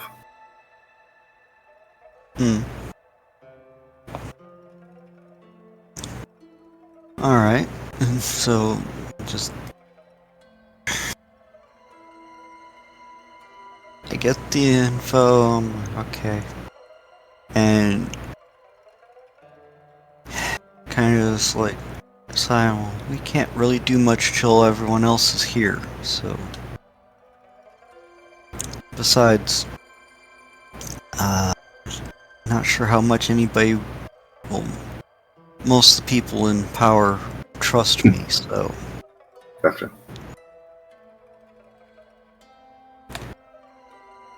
So yeah, I'm gonna keep playing low, and Okay. mostly wait out this until everyone else is back. Alright. So as you keep low, do you head into town or just stay there in the tree house? You have enough provisions and such that you don't really need to go and do anything. Like you wouldn't need to go hunting or anything like that to expose yourself. Yeah, and also while laying low, well, I would take one more trip to the tree to let Serafina know where I'm at. Mm-hmm. But other than that, I wouldn't leave my treehouse much. And I wouldn't be putting on lights or anything. So Okay. if Gotcha. anybody were to look into the matter, they wouldn't see any anomalous lights, sounds, if I Okay. can get away with it. Sure.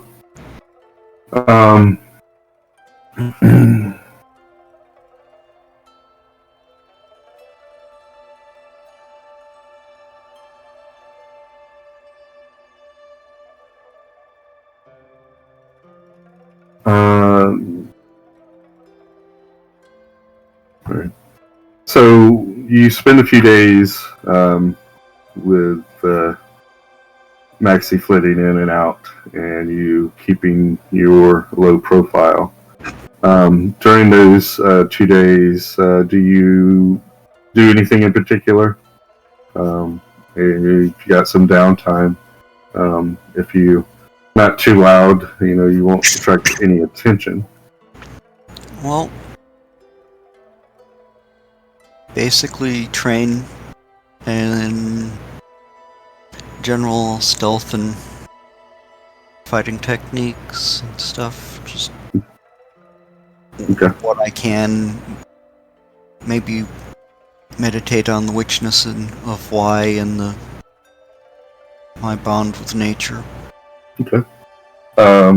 Did you want to do any training with Max? Or are you training? Are you putting this training towards Ranger? A little bit with Maxie, but mostly with the ranger stuff. Okay. All right. So when that comes, when you start leveling up in that fashion, we can use the last couple days as training towards that. So you're gonna keep silent in a way. Maxie comes in every once in a while and does some training with you. Hunting practices, she'll hide and you'll try to find her. Set up targets, to shoot from different positions and things like that, trying to, one shot, one kill, or 3 shots, 1 kill. Don't know exactly where you're headed with Gloomstalker or anything like that for Ranger. But yeah, but things like that. So Maxie will tell you that there hasn't been any fighting in town, but things are definitely tense. They're still trying to decide what they're wanting to do with Cerebel, if she is the killer, but they haven't been able to find any new information.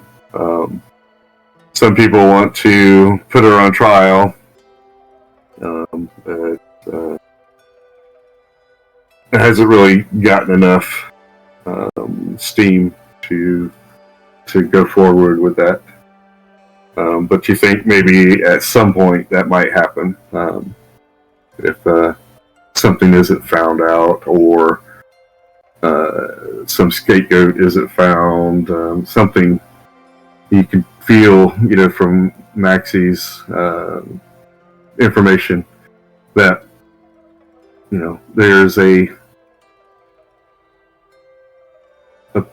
other shoe is about to, people are waiting for the other shoe to drop, kind of thing. And when that happens, it just depends on what happens. It could be there's a lot of tension in the air, so you don't know if it'll be all an all-out battle, or if somebody else might get hurt. It just kind of depends on exactly how the winds of change affect the populace.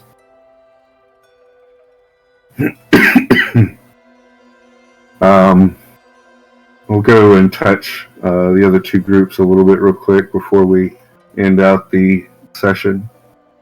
Kellum, you spend a few more days hunting with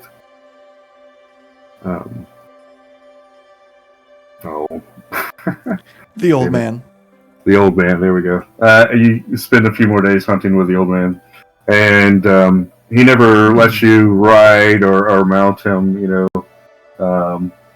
He doesn't even suggest it or anything like that. But y'all continue hunting. You find a few more. You find some boars, and you're able to get 3 boars and have them cleaned, and the meat set aside for that. It's quite a good bit of meat. Old man says he doesn't mind carrying that, but was wondering if you have something to put that in, kind of thing like that. So either backpack or bedrolling or something, satchel that you might have, and then he would throw it on his back, or strap it down, kind of thing like that. And after a couple of days, he says, I think we have enough meat. We can go back to your grove, and you can show me the greatness of your tree. And did you talk about the Timberwolf? You talked about the Timberwolf. And, No. You yes, didn't. Okay. But not how it became. Right. You just talked about, that there is a Timberwolf. There is a Timberwolf made of actual timber. Right. Completely glossed over the fact that there was an actual wolf that we brought. Yeah, I didn't mention that at all. Gotcha. You did mention in passing about the other friend, acquaintance, the Manicore, but you didn't really get into it. But he will talk a little bit more about the Black Demons and how they have webbing and acid that they can spit out, and how they're ferocious in battle. They lost a few pack members while fighting a group of the demons, and decided to run away. Okay. Can I get some numbers on the boar and snake meat?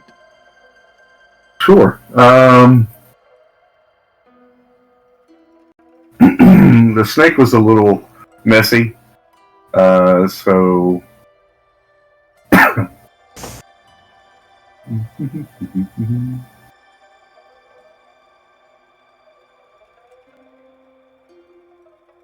I'd say about 40 pounds from the snake. It's a 40 pounds. big old snake. And then from the boars,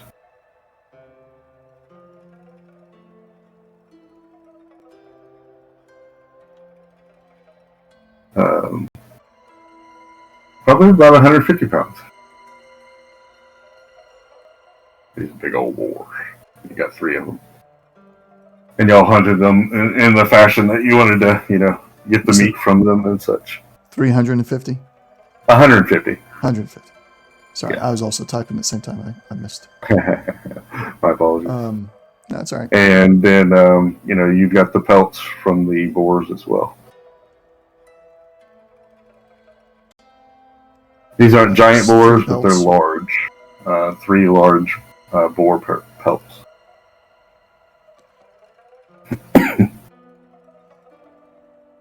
All right. Yeah, I'll add that to my inventory a little bit. I'm writing it down right now so I can go faster than quickly Gotcha. custom items. Yeah. I understand. All right. So, snakes. The snake skin too, maybe, or was that too busy? A little bit of that. Say half the snake skin, which is a lot. Right. It's some 10-foot, or maybe longer snake. I guess maybe even longer than that. All right. Excuse me. Yeah, I guess it would be longer than that. It'd have to be. 10-foot snakes are about average. Sometimes. I mean, it's big, but yeah. I guess a snake would be 30 foot to have the girth to wrap around an individual. Okay. There's a lot of it, but it's not like, couldn't really make armor per se with it. It's thin. Mm-hmm. But you definitely can make some flashy leather working with that. Some snakeskin boots. Durable. More drums. More drums. Okay, drums indeed. Nah, I don't know. We'll see. Probably just sell it for some gold. I was about to say you probably just pass it off. What's his name?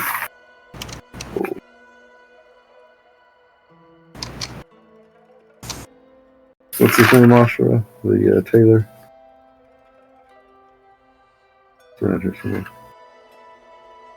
Marco. Yeah, Chappelle. Yep, I just found it. Chappelle might buy that from you, definitely. Okay. And switch over to Asher and Banthor real quick. So you're making your way back to the grove. It'll take you, basically a day, to get there from where you've been hunting. You've been near the Cold River. So from where you're at, let me double check.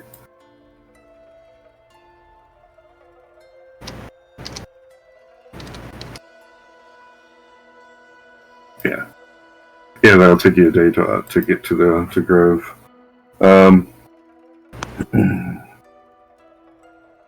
So Banthor and Ashra, you find yourself there in this enchanted forest, and you start making your way through different alleyways and tunnels per se.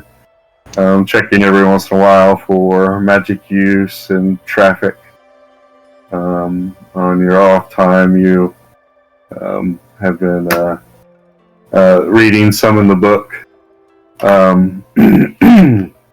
Banthor, if you take a 4-hour meditation, you can utilize the message basically spell with the tree. You can write down 25 words, and that's like the first part of your meditation is coalescing your ideas together in short as possible, and that send that off to the tree. And then the other 2 hours of the meditation is you waiting to receive that word, from the tree back and such. So it's going to take a little bit to get through the thicket. So if you wanted to, you could have a message or two per day. If you want to, you can think of what that message would be over between this this session and the next one, and you could send that to me, and I could send you a response, or we could cover that in game now or then in the next session. Speaking about what next session, so not the 31st. That would be the 7th, I believe, 7th of April. Anything crazy happening the 7th of April? No, I don't think of anything. Easter is the weekend beforehand. Yeah, I think we're good to go for this one. We shouldn't have to do any adjustments. I think I'm good. Sunday, DND. Put it on my calendar before I forget.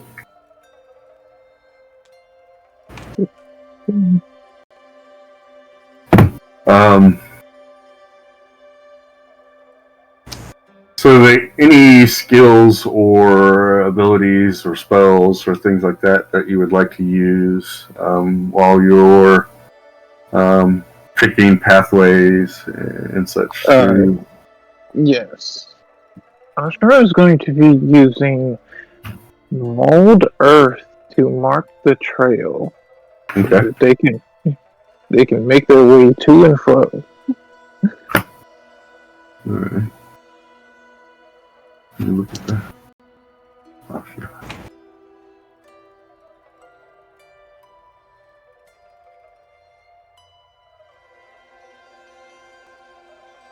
Yeah, thank you for reminding me about that, Nick. Yeah, I'm going to think on that a little bit, on how they will receive word. Maybe part of my message is going to be everything okay, essentially, when I'm messaging the tree, so that's just something to think about.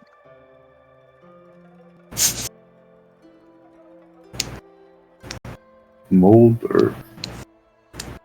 The target you can instantly excavate it. You can saw shape, colors, material to stone. Spelling out words, creating images. If the dirt or stone you target is on the ground, difficult to train. Oh, cool.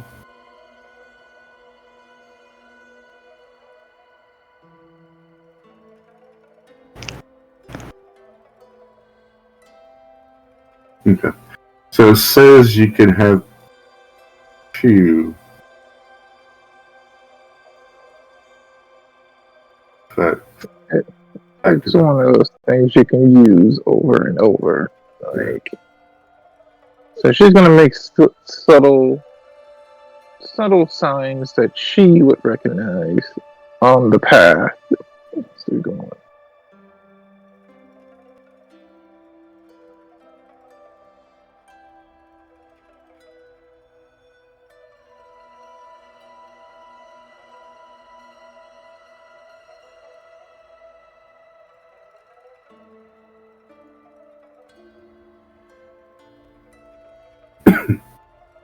okay.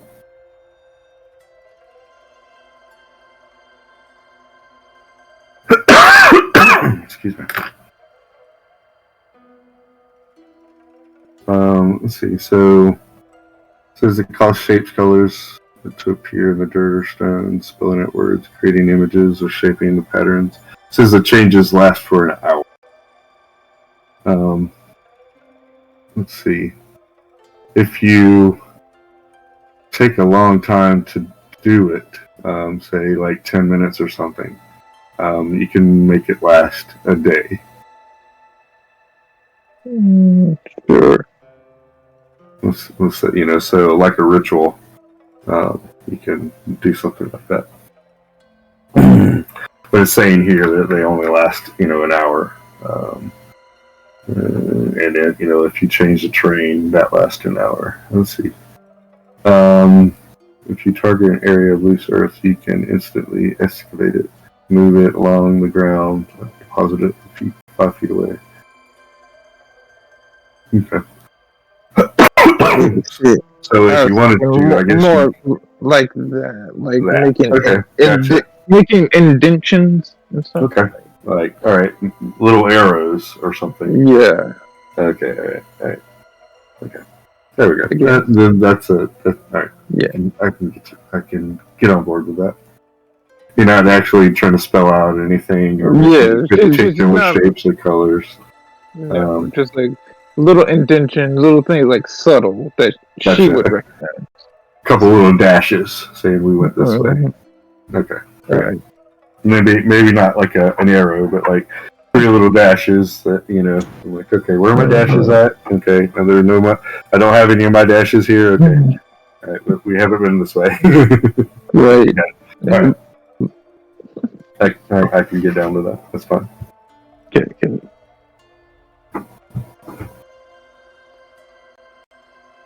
Alrighty.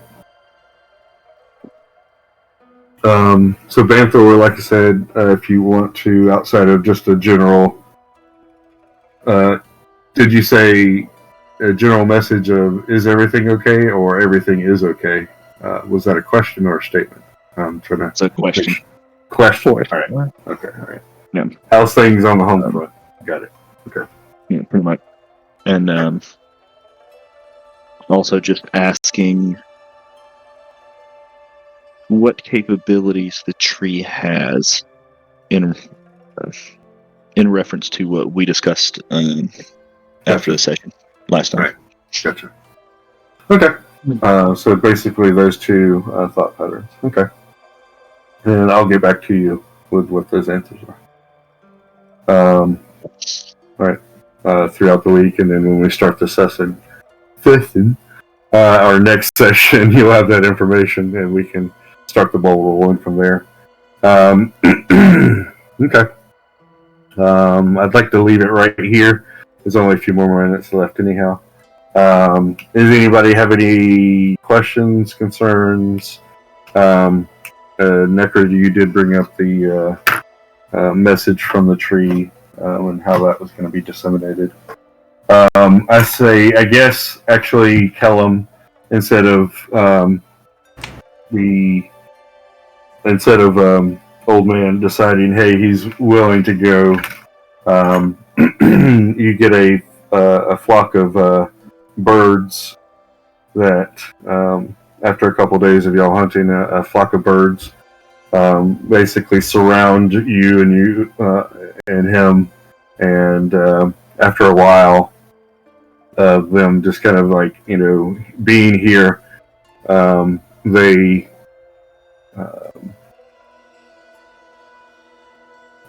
would take off in a direction that would lead straight to the grove. If you don't move in that direction, they'll come back, hang out for a while, and then all of a sudden get up and go straight to the grove again, and keep doing that until you get the gist of it. Okay. You would know which way the grove is, and such. So when they kind of come back and forth, showing you this, you might get you could get a clue, I guess, in and out of character. That they're trying to bring you back to the grove and such. So. All right, sounds good. Okay. So then he, after you speak with him about that, then he is like, okay, I guess it is time for us to go then.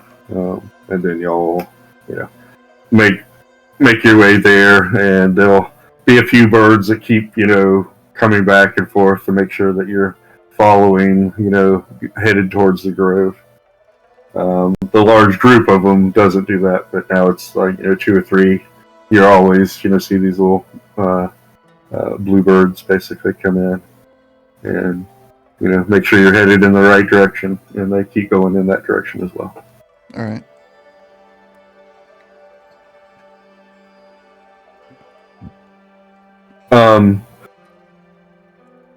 Before we, or you can state the answer the question now or later.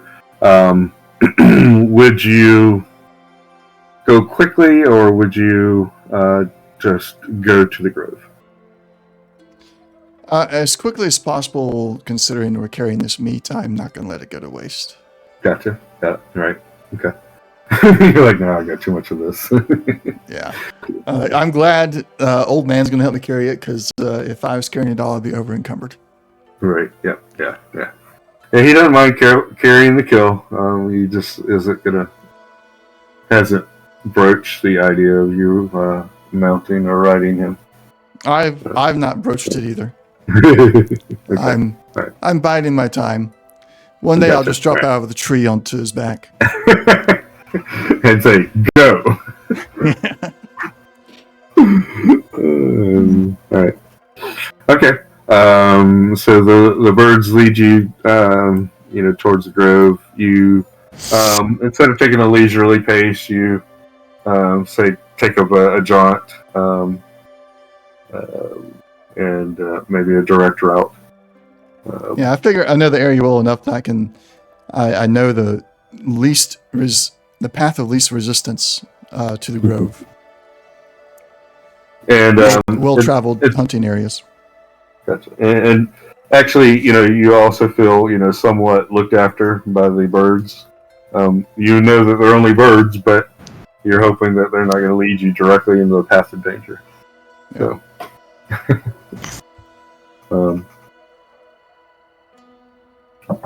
and then Banthor, I'll give you a quick synopsis throughout the week of within 25 words, answering your questions, about how things are. So, and any other questions or ideas or anything? I almost hate to ask, but was there any XP for that snake? Oh, sure. So everybody gets 300 XP, except for your warden. So that would be 225 for the wardens and 300 for the non-wardens.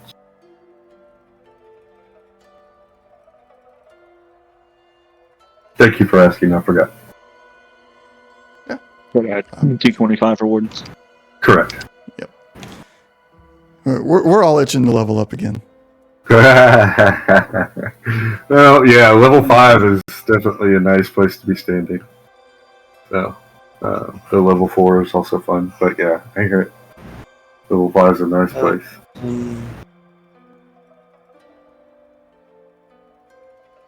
1,061 more to go. Alright. Well, maybe there will be something for us in the next episode that will push us over that mark. We shall see. All right. Big fight. It's going to be a huge melee, civil war. Civil War. All right. Maybe I should. I'm going to step over and do the Twitch outro. Okay. All right. Maybe I should have put a Guns N' Roses song in there instead of Rome. Let's see here. All right. Well, thank you all for watching today. Really appreciate it. We will be back next. I'll be back tomorrow with X4. And then next D&D will be on, like I said earlier, the 7th of April. And then I believe the next Fallout is on the 13th of April, so that same week. So come back for those. Of course, come back tomorrow for X4. And again, thank you all for watching. We'll see you next time. Bye.